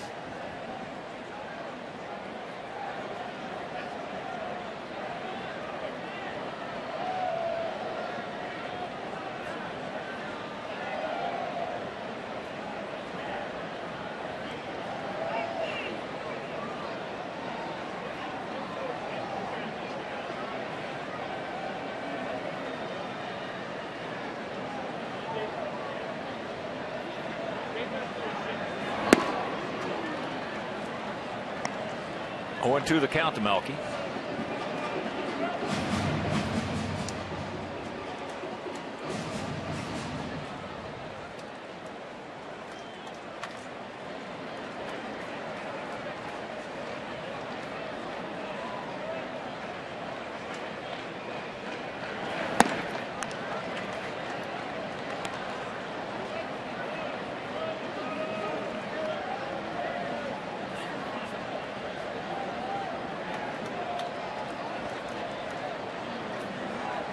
Fielder straight up and spread out.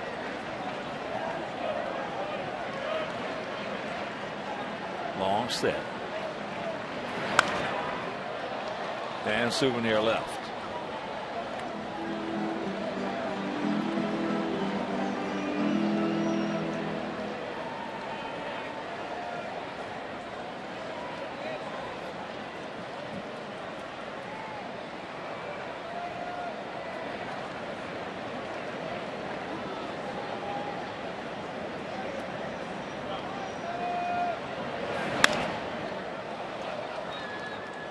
And that went into the second row.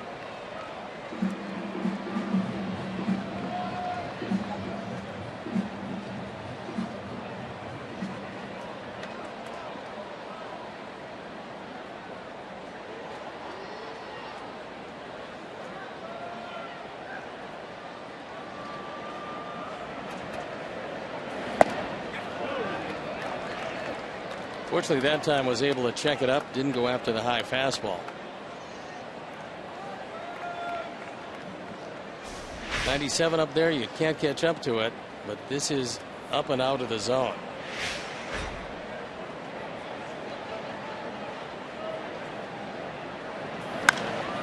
High pop up. Longoria over by the tarp is coming back.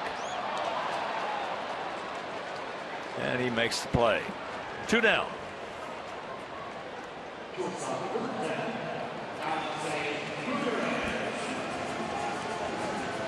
Excuse me, that's Schaffer.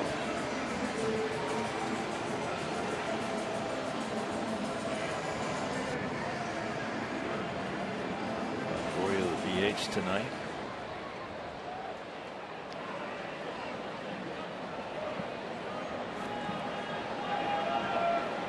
Alexei has popped to short, and he has gone out to left.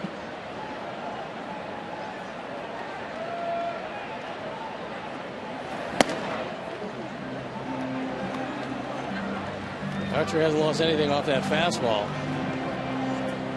And you wouldn't think at his age, at 83 pitches, he would lose much, but that fastball still 97, 98 when he wants to go get it. With an unhittable slider. Well, he's got a nice mound presence. Gives you that impression, being very aggressive. He's going to pound that strike zone, come right at you. For young pitchers, you never know when that light is going to turn on, the control is going to be there, because he didn't have it with the Indians, he didn't have it with the Cubs, but he certainly has found it with Tampa Bay. Sometimes it just takes the right coach.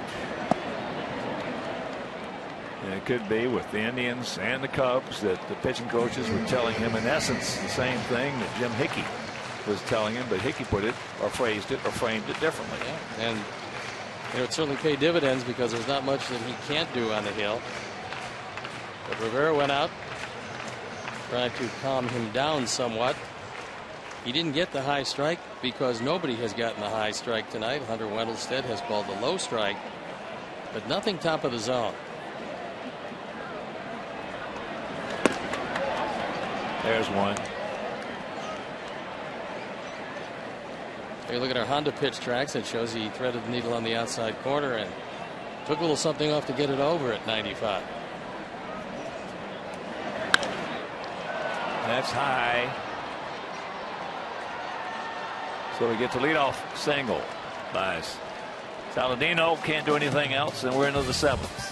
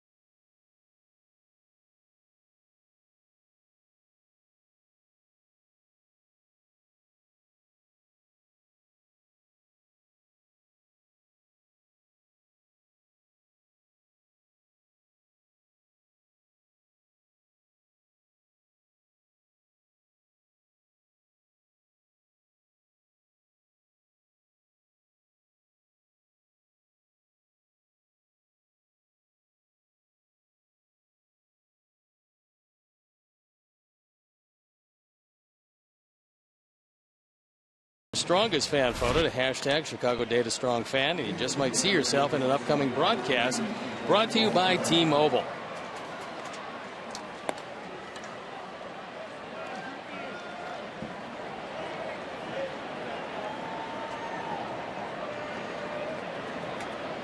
Some Sox fans with pretty good seats.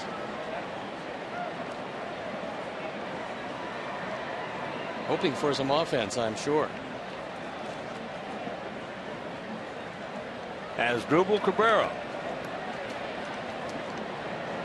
Cabrera's 1 for 3, a single, and a run scored.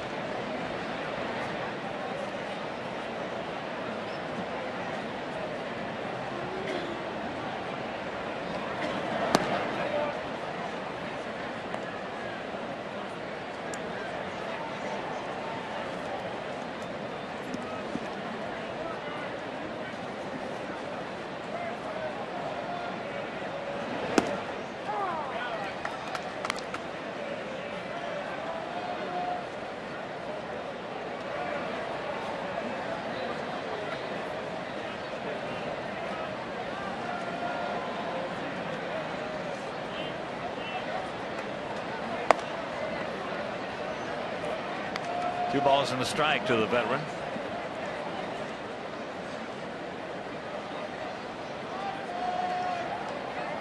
Cabrera's been around a long time, and he's still just 29 years old.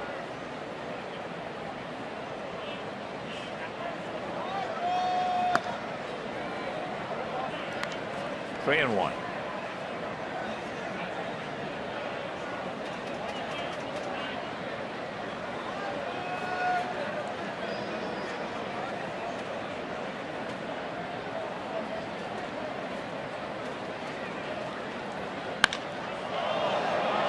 High and deep. And it is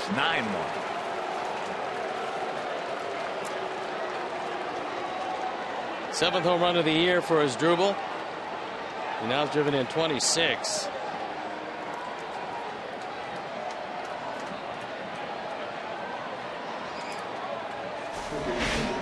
A Ford home run replay, and this is right down the middle. I mean, it's split the plate and gone. So here's Richie Schaefer.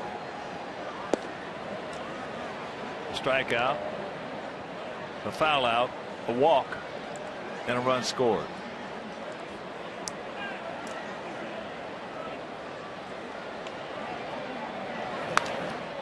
Good rip underneath it.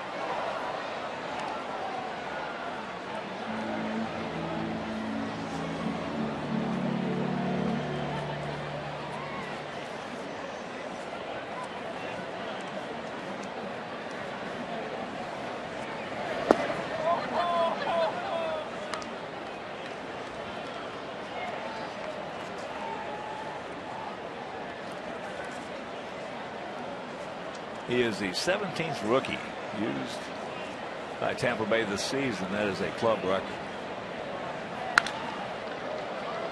And that is foul.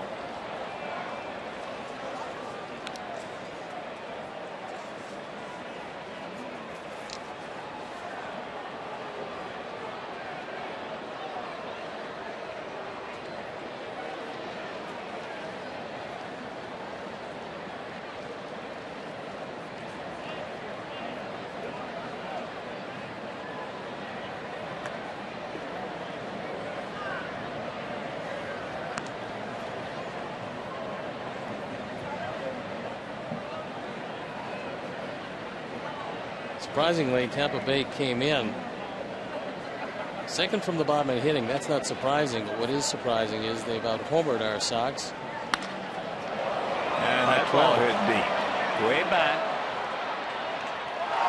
He jumps and can't get it, so that is his first major league hit, his first major league homer. And it is 10-1. Not the best of nights for Sox pitching. Daniel Webb has been throwing very well out of the pen, but not tonight. They give him the silent treatment in the dugout. It shows you how strong he is by taking it the opposite way. It's our fourth home run replay, the fourth of the night. This time Avi goes up and can't get to it.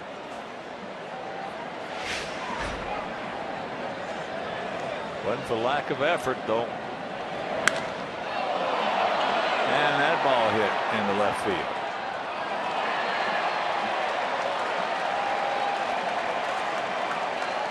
So 1 out. Schaefer came in the dugout and nobody was paying attention. He's giving high fives to the invisible man. Come on, guys, give me some love. First home run, first run batted in. And then they pound on him for a bit.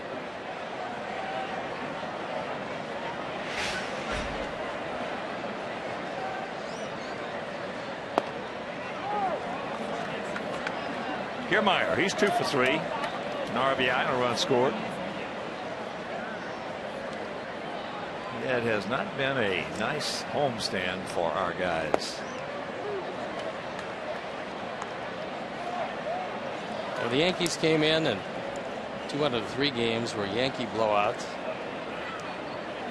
Our Sox team has yet to beat Tampa Bay. This is the 5th time they've seen them. Got swept in Tampa Bay.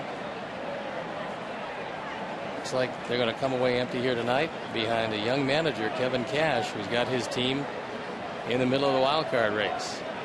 Yes, and they've had a lot of help from us in these, actually, in these 5 games.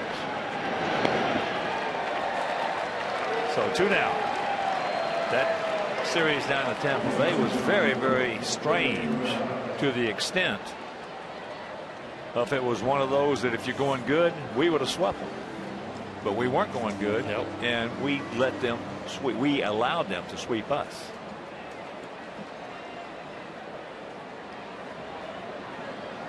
Fuzzing with Tampa Bay, they're under 500 at home. They win this, they'll be 3 over 500 on the road. So here's Rivera. He's 2 for 3 with an RBI. Yeah, when we played them down there, we were in a funk that we couldn't do anything right. Dan Jennings throwing in the pen.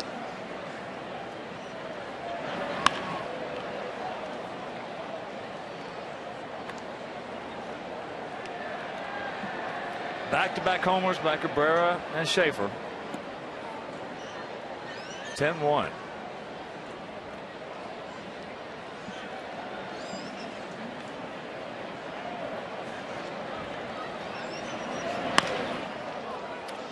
So Rivera, his 3rd hit. He came in hitting 176. He's got 3 singles tonight, including a run batted in. And here comes Robin. That's going to be it. Dan Jennings is going to face Grady Sizemore at the top of the lineup. So for one of the few times this year Daniel Webb didn't have it. Yeah, he has been pitching so well as our bullpen, and all of a sudden we get in this series and bullpen can't get it done. Now as Daniel walks out and Dan walks in, we'll step out and be back after these messages.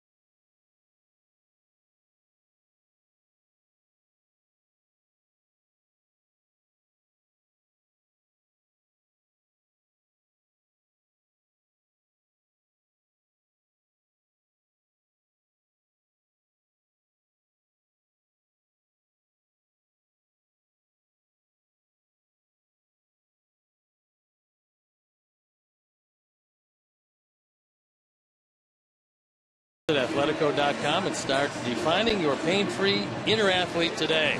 Athletico, the official physical therapy provider of the Chicago White Sox. Athletico, better for everybody. Our Honda call to the pen is Dan Jennings, who inherits a base runner at first base. 2 outs here in the 7th, but it's 10-1 Tampa Bay. There you look at the numbers, on for the 30th time. And here's Sizemore, making his second plate appearance in 2 innings. 1 on, 2 out.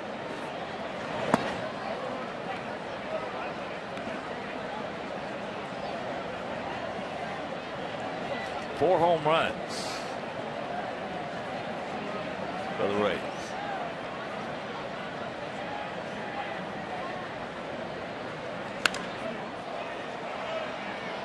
That was off the end of the bat in the center field, and then retire the side. 7th inning stretch, not good.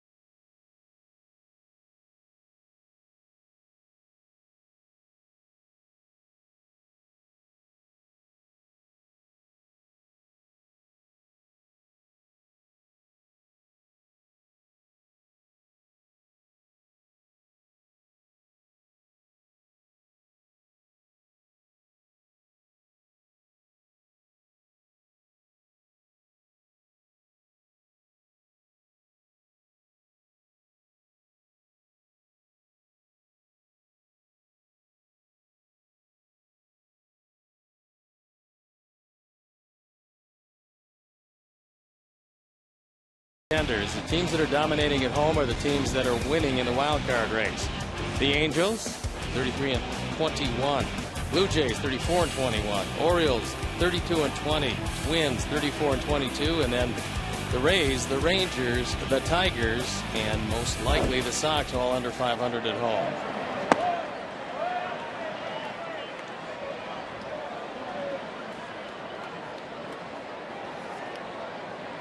Adam takes strike 1.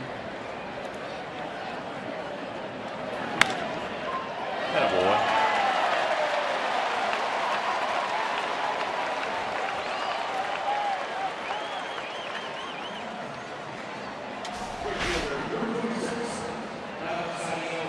He takes it to left field, right by Longoria. Weather Schaefer. And the one thing you can't understand, never have been able to, is Schaefer's playing third. So the biggest part to defend, usually leave your shortstop right there and shift your third baseman into the spot occupied by the second baseman normally. But when you ask a third baseman to cover all that ground at shortstop, usually he can't do it very well. Here's Avi. Avi's 1 for 2. A hard single in the center field as he takes low ball 1.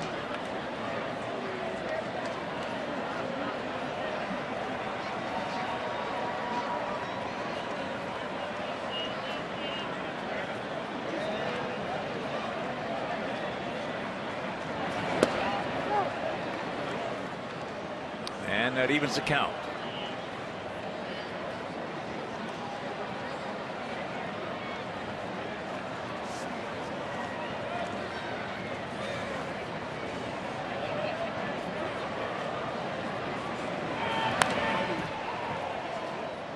That time he hung a slider and got away with it. He had a cookie. He had a cookie.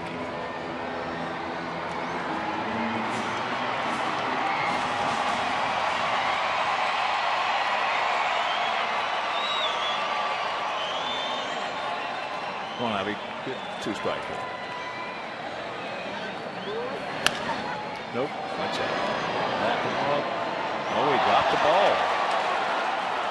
He dropped it on the transfer, so says Bob Davidson. So instead of getting 2, they get 1. So 1 out.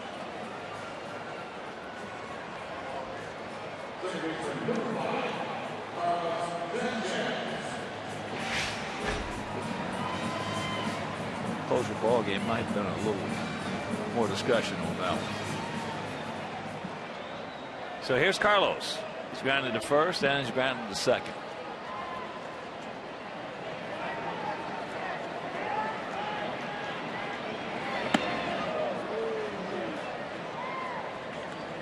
Archer does not have a complete game this year. This is 23rd start. Last year he went 10-9 with a fine .333 ERA and 32 starts. Didn't have a complete game. He's only had 2 in his career. That's out of play.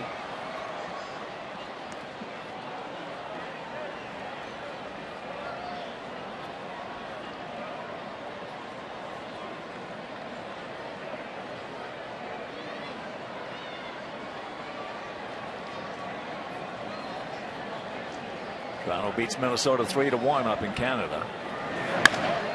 There's a base hit. So Ivy will pull into third.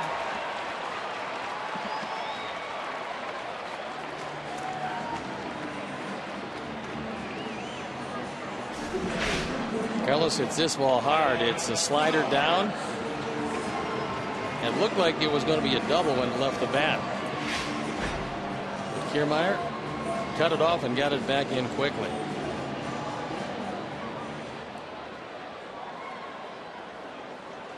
Here's Tyler. He's grounded to Cabrera at short and he's walked.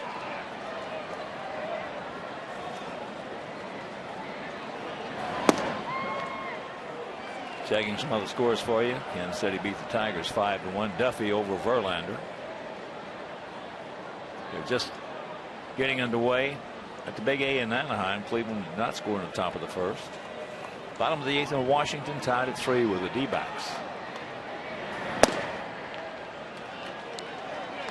Yankees bringing it once again offensively, this time to Boston 13-3. That was a close game for a long time, but the Yankees have blown them out. Bottom of the 9th in Pittsburgh 5-0 Cubs. Arrieta.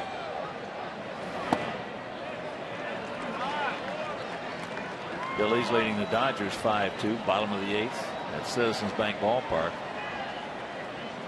Close ball game in Atlanta for a while now. It's 8-3 San Francisco. Texas leading Houston 4-3. That's in the top of the 6th. As that game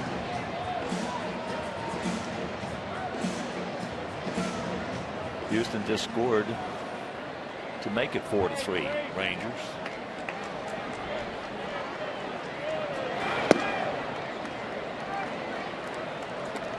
Full count for Flowers. The pen is up and going. It's Alex Colomé.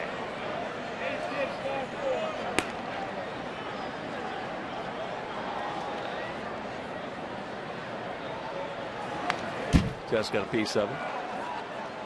Cincinnati beat St. Louis 3-2 at the Great American Ballpark.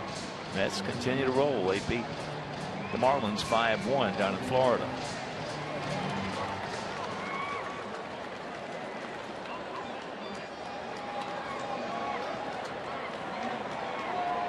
And once again, payoff. That's fair, Schaefer. And Carlos got a piece of foresight, made sure that the run would score, and they couldn't turn the double play. So a good slide. Otherwise, it most likely would have been 2. Took out the back leg. Trayce Thompson, his first major league at bat. Base hitting for Adam. Adam 1 for 3 with a double. So 24-year-old, there were his numbers at Charlotte.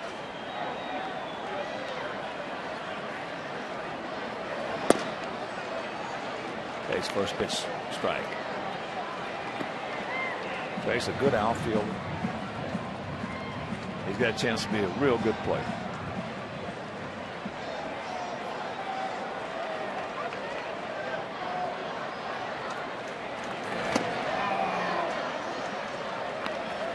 That one at 97, so he's still bringing it. There's Michael, his dad,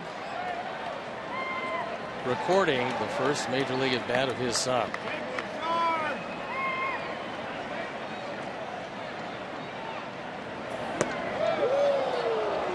That one he almost threw out of the stadium. Rivera goes up to save a wild pitch.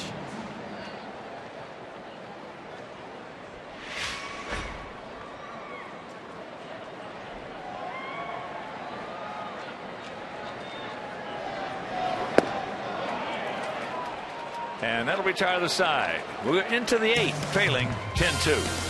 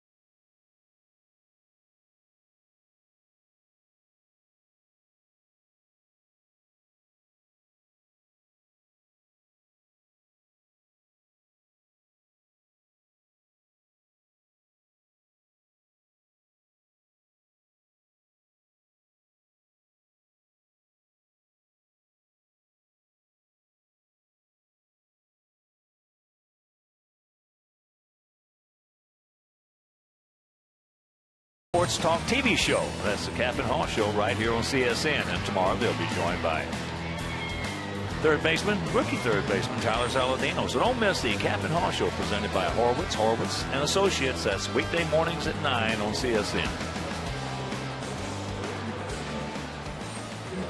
James Loney will lead it off as Trayce Thompson moves into center field.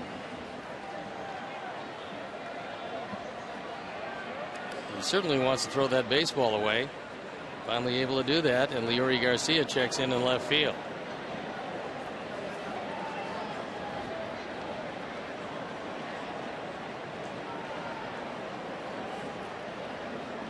Gordon Beckham at third. 10-2 Tampa Bay, second of this 3-game set. Gordon.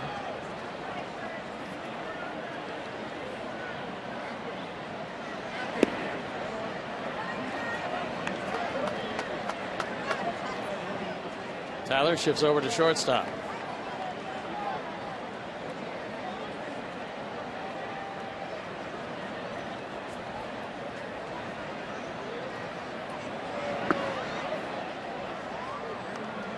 Two 2-0 the count. James Loney.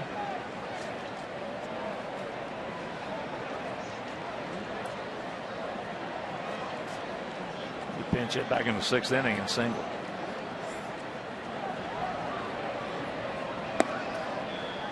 Come back and get it. 3-0.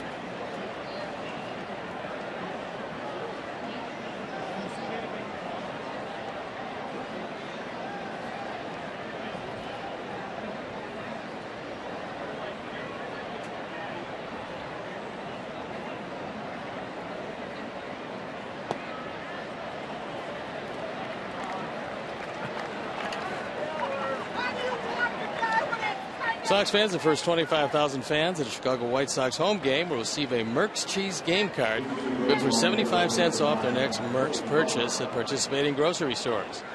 Like your bases and your burgers loaded? You're a Merck's man. Purchase tickets today by visiting WhiteSox.com or calling 866-SOX-GAME. So Coop out.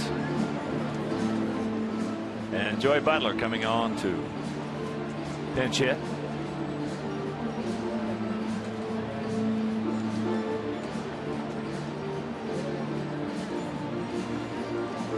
Longoria was 1 for 4 with an RBI. He now has 47. Every game we've seen Joey Butler, he has proven to be able to swing the bat. He's hit 1-2 line drives every time he's been in there. Matt Albert starts to loosen up in the pen.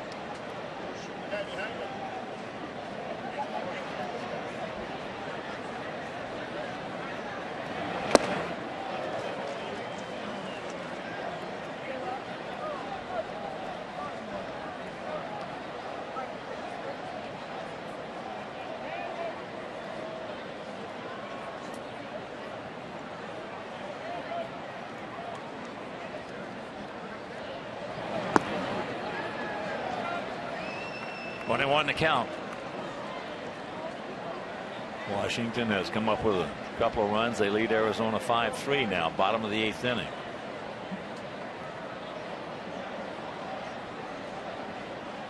Washington had a comfortable lead at one point. Came into action tonight trailing New York by a game. They got swept head-to-head with the Mets in New York. And the Mets continue to roll right along, so Washington's going to have to win to keep pace.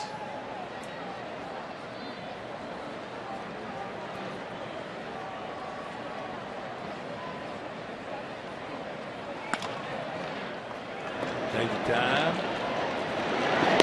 Rack him up.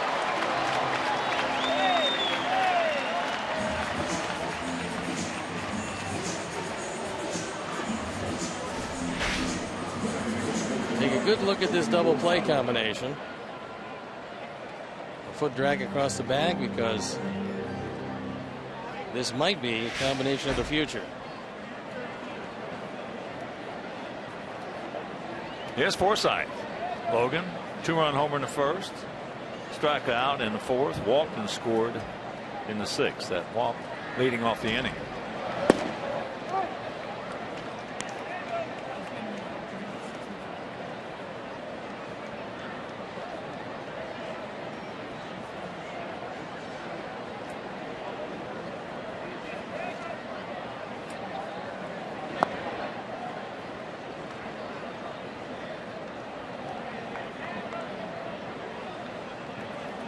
That double play was the 115th turn by our guys.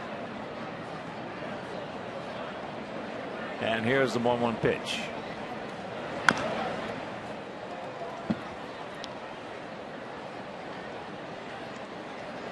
If you're just tuning in, our outstanding southpaw, Chris Sale. Chris had a tough evening.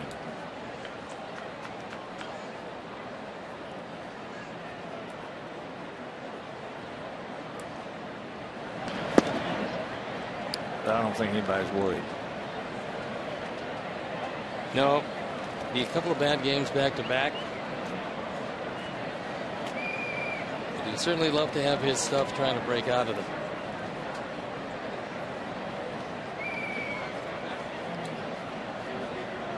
Two-two pitch, and it's full.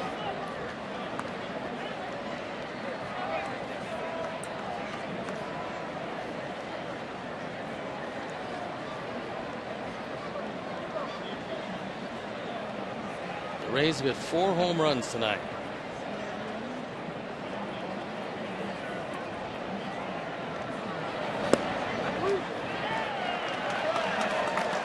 There you go. Right at the bottom of the zone. He's been there all night calling it.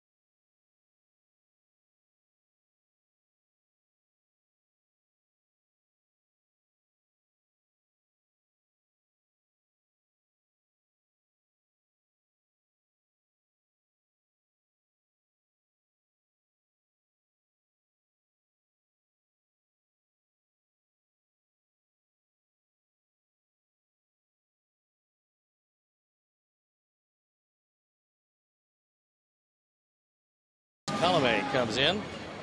Not for the 21st time. He's 4-4 ERA. Just under 4.5. There you look at the numbers. Opponent's hitting .288. That's a pretty high number. Tyler Saladino, he is 2 for 3, a homer and a hard single.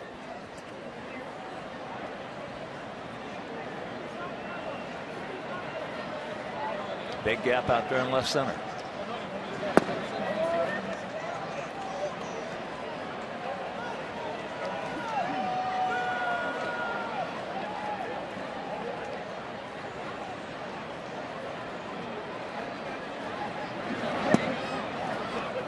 Two and 0 the count.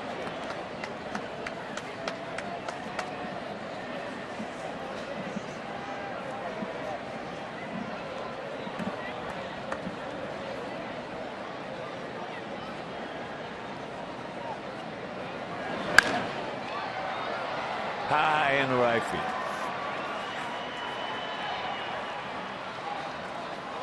"15 new cases of ALS are diagnosed each day, and there's no known cure or cause. Please join the ALS Association, Major League Baseball, and all 30 teams in the ALS Ice Bucket Challenge during August. To learn more, visit alsicebucketchallenge.org. So here's Abreu. Might be his last chance. He's got a 14-game hitting streak on the line. He's 0 for 3 tonight.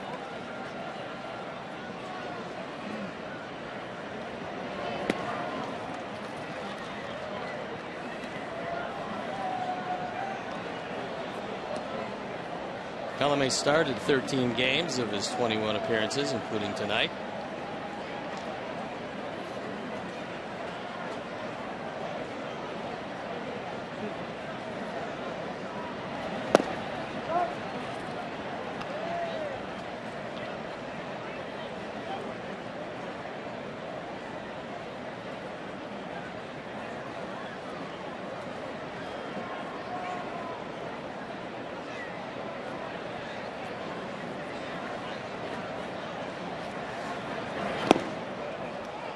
Guessing strike and didn't get it.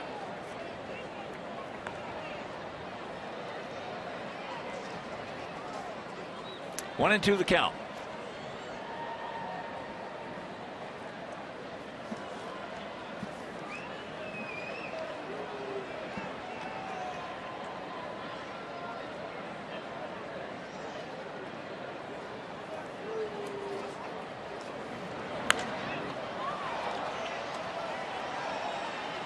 Got a pretty good pitch hit there. Couldn't do anything with it. And that Yankee picture over Boston. Chris Young, 3 for 4, 3 RBIs. Alex Rodriguez, 2 for 3. Couple runs scored, 1 knocked in. Brian McCann, his 18th homer.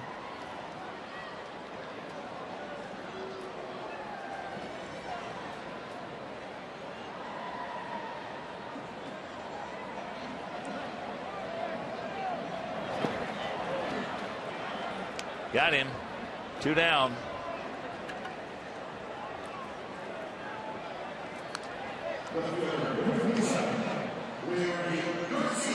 So that'll bring up Leary, making his first plate appearance. Melky was 0 for 3.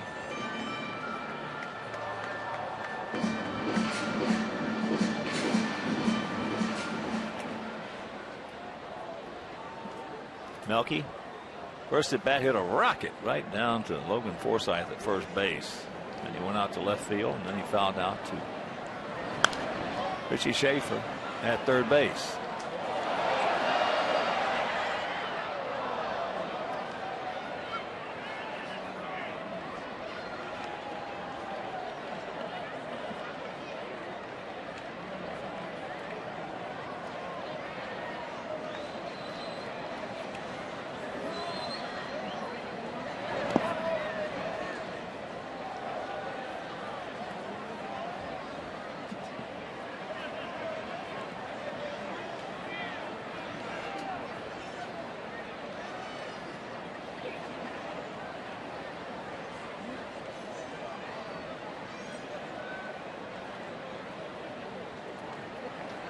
One pitch.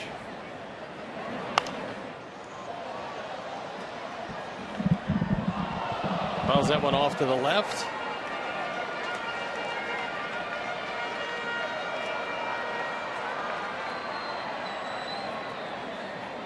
Outfield shaded over toward left center. All Tampa Bay tonight. 10 runs on 12 hits.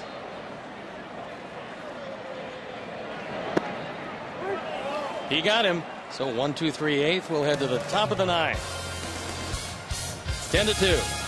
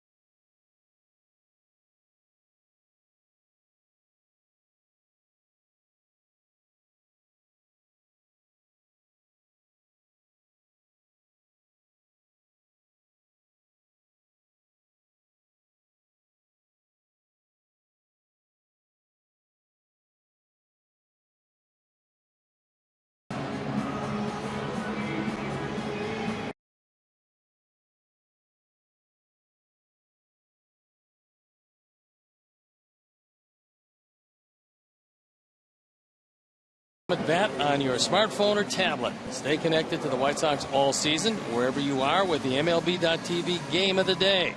You get in-game highlights, live look-ins, replay previews, radio broadcasts, and more. Browse the app's new features, including StatCast tracking videos and bilingual access for Spanish-speaking fans. Download MLB.com at Bet, the #1 app for live baseball. And Ben Albers comes in the ball game. Albers on for the 10th time, 1-0, ERA 3.21. There you look at the numbers.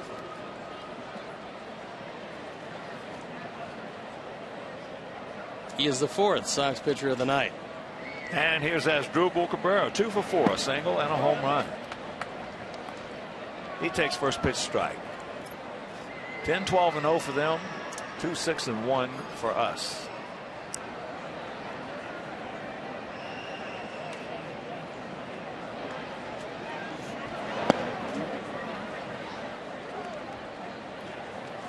Carlos Rodon against Erasmo Ramirez tomorrow. Can't make it to the ballpark. That game will be right here on Comcast Sportsnet. Looks like Kirby Yates will come in the ball game to try to wrap it up. 2-1.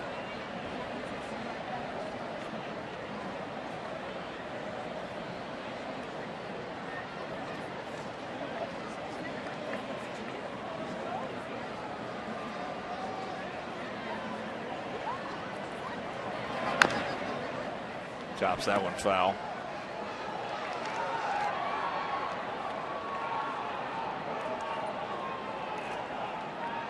Top of the 9th in Washington, still 5-3 nasty Nats over the D-backs.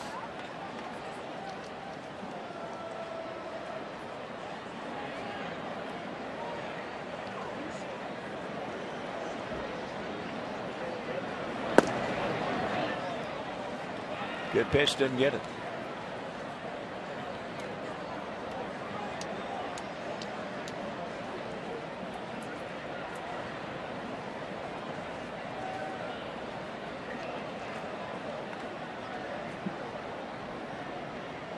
And the 3-2.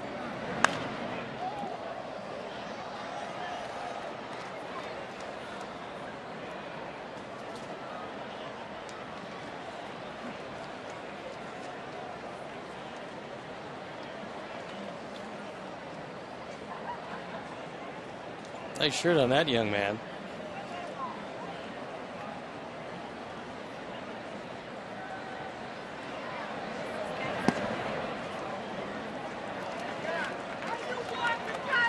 So there's the leadoff walk. Just like we promised you earlier in the game, it's Miller time, brought to you by Miller Lite. Richie Schaefer. His first major league home run, his first major league run batted in.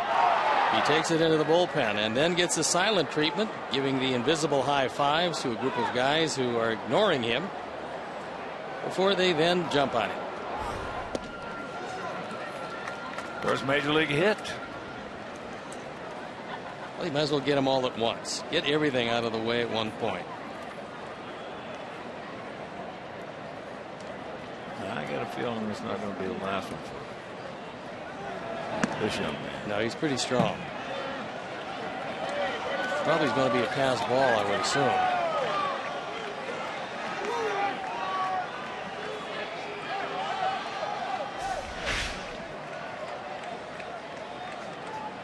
It is a pass ball.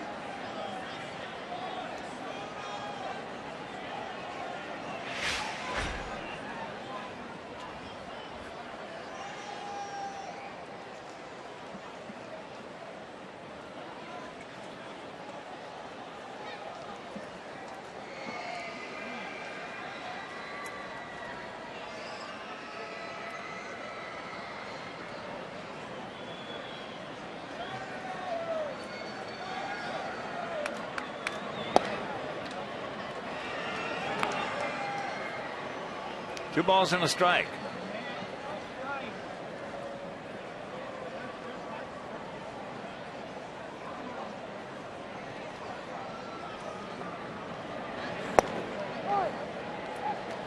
Didn't pull the trigger on that one.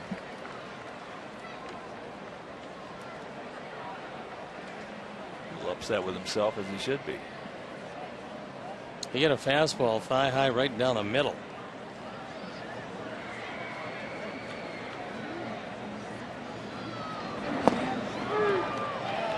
Here you go. Wisman guessing ball. He took the last 2 pitches. The entire ball was in the zone.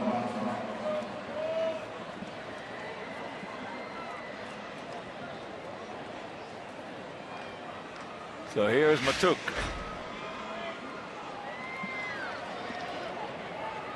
He is 1 for 4, a homer.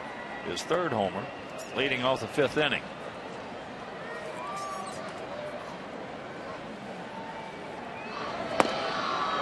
Takes first pitch strike.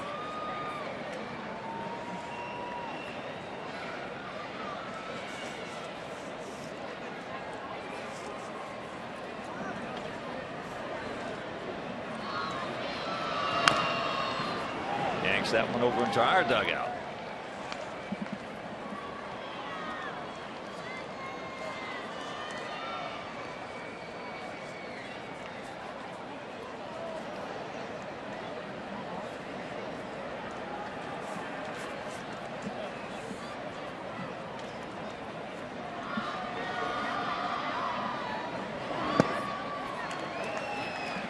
Here you go.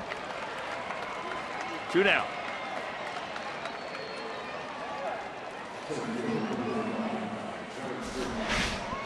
Matt throws this sinker low and in. Good late movement. 2 strikeouts in a row.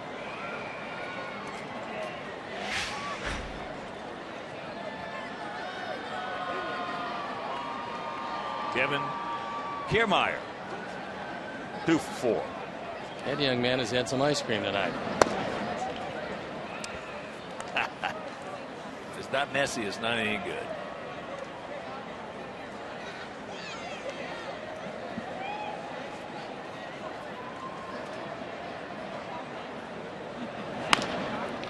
Chopper up the middle and then to center field, so they're going to wait and run around. He'll score. Leadoff walk is, if you're just tuning in, had one in the 1st inning by Geyer. Came around to score with 2 out on the homer by Logan Forsythe. And the leadoff walk started that big 5-run 6th off. Now, leadoff walk. We've had 3 leadoff walks and they've all scored.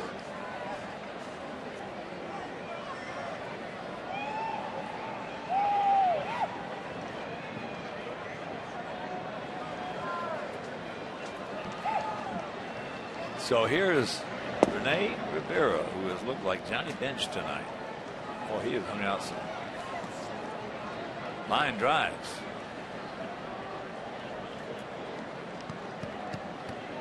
He got 3 hits and 1 run batted in. Johnny Bench with the blue emu. And you won't stink. I love it. It's a good commercial. Oh, I love it. It works too. I keep some in my golf bag on my wrist.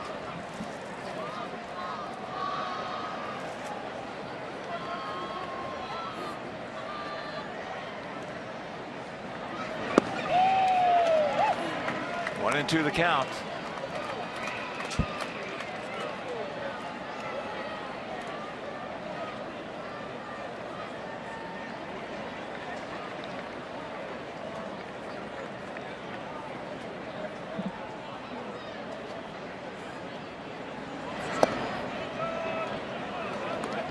Guys in the bottom of the 9th, scheduled hitters. Well, we'll see. Got them right where we were.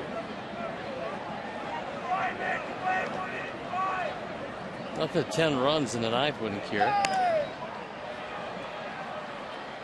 I pop up, Tyler, and that'll be Charlie Sack. We'll go to the bottom of the 9th. It's 11-2.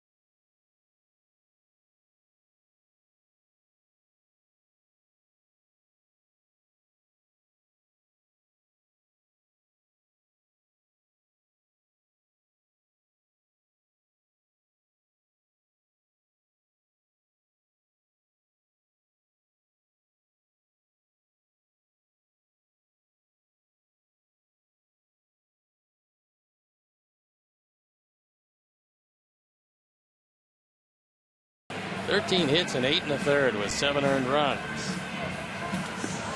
And he's given up 4 home runs in 8 1/3 innings.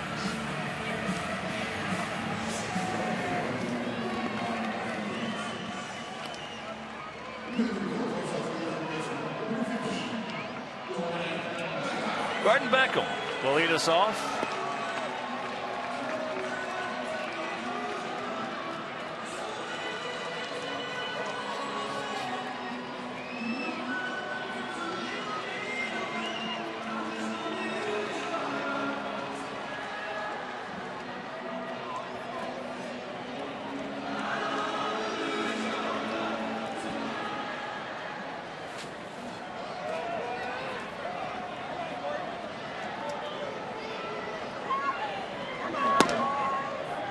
First pitch strike.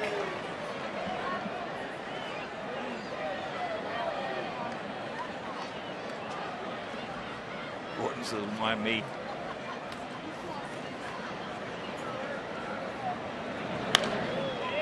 That's out of play, and the count quickly 0-2.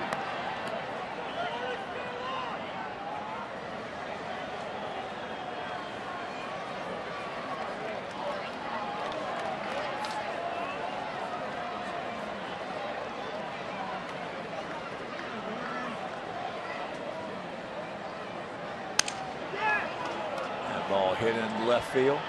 Long run, and it's foul. Sounded like Gordon broke his bat. That's because he did.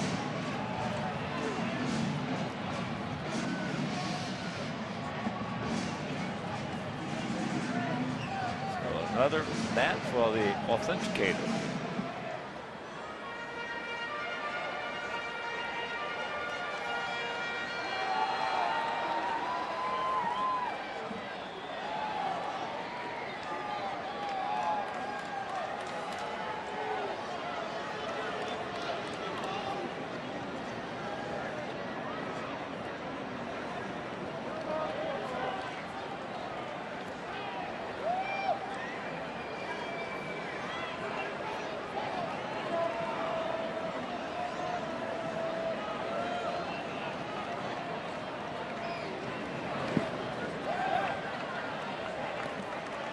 One and two the count.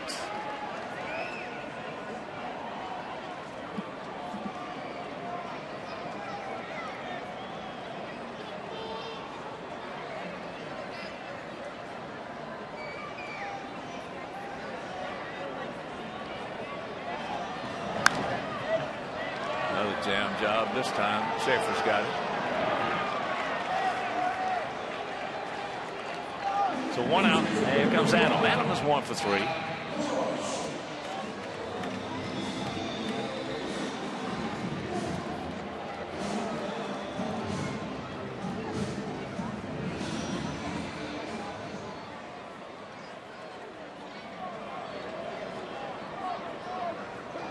He had a single to left field.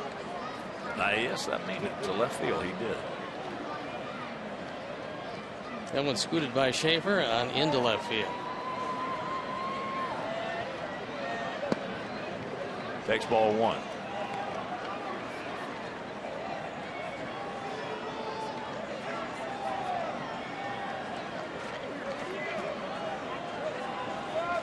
Two ugly games to start this series off. Finale tomorrow.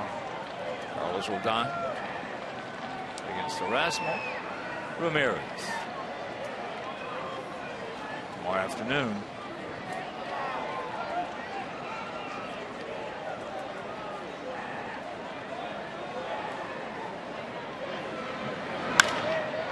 That ball hit high and deep, but Grady Sizemore has the beat. 2 down. That's what it looks like tomorrow. One of their better starters, Erasmo Ramirez, who started out of the bullpen this year before taking over in the rotation. He's 8-4. His ERA 3.61. Carlos coming off pretty bad outing for him. His ERA rising to 8-4, 84 in 80 innings. Here's Avi. Avi, a vicious single back through the middle, his first at bat, each 1 for 3.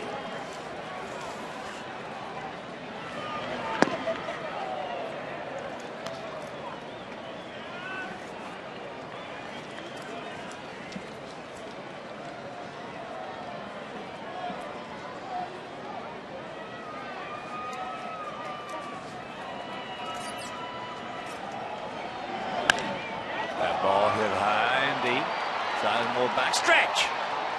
He looks up. You can put it on the board. Yeah.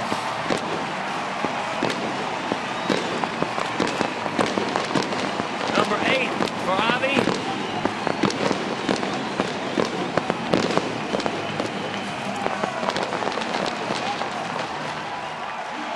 He got a slider down and pretty much one-handed it out of the ballpark in our 4th home run replay.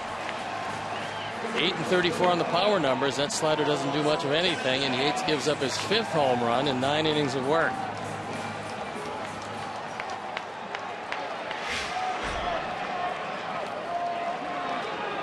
So here's Carlos.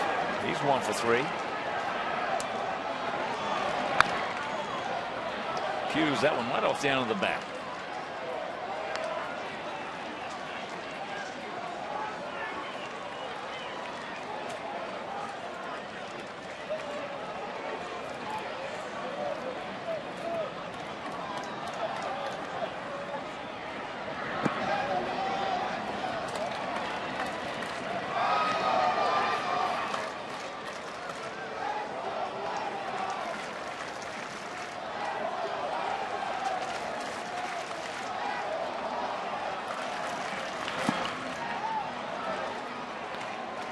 It's 1-2 with 2 down here in the bottom of the 9th. 11-3, Tampa Bay.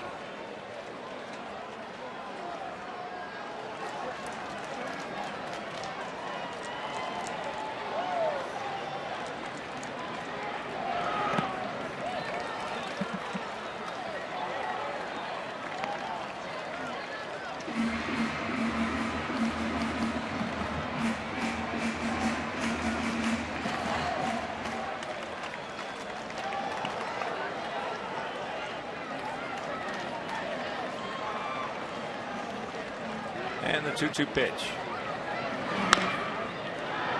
Chopper to Hopper, and this ball game is over. So the home run by Javi Garcia. And they went in 11-3, and not 2 ugly games. Now, unfortunately, 5 in a row lost to Tampa Bay. Has not been a good homestand. Maybe some redemption tomorrow from Carlos Rodon. And let's check out our player of the game. It is the 26-year-old right-hander, Chris Archer. 7 innings, 2 runs, our player of the game. So for Steve Stone, our Hall of Fame director Jim Angio, our star producer Mike Leary, our associate producer Dave Ross, our terrific technical manager Mark Harker, also Harper. For Mayor, me, Joe Groove, Mike Mayer, Frank D'Amato, Barry Woolley, Frank Leone, and our executive producer Jim Cornell Jr. This is the Hawk. So long, everybody. You've been watching White Sox baseball on Comcast Sportsnet.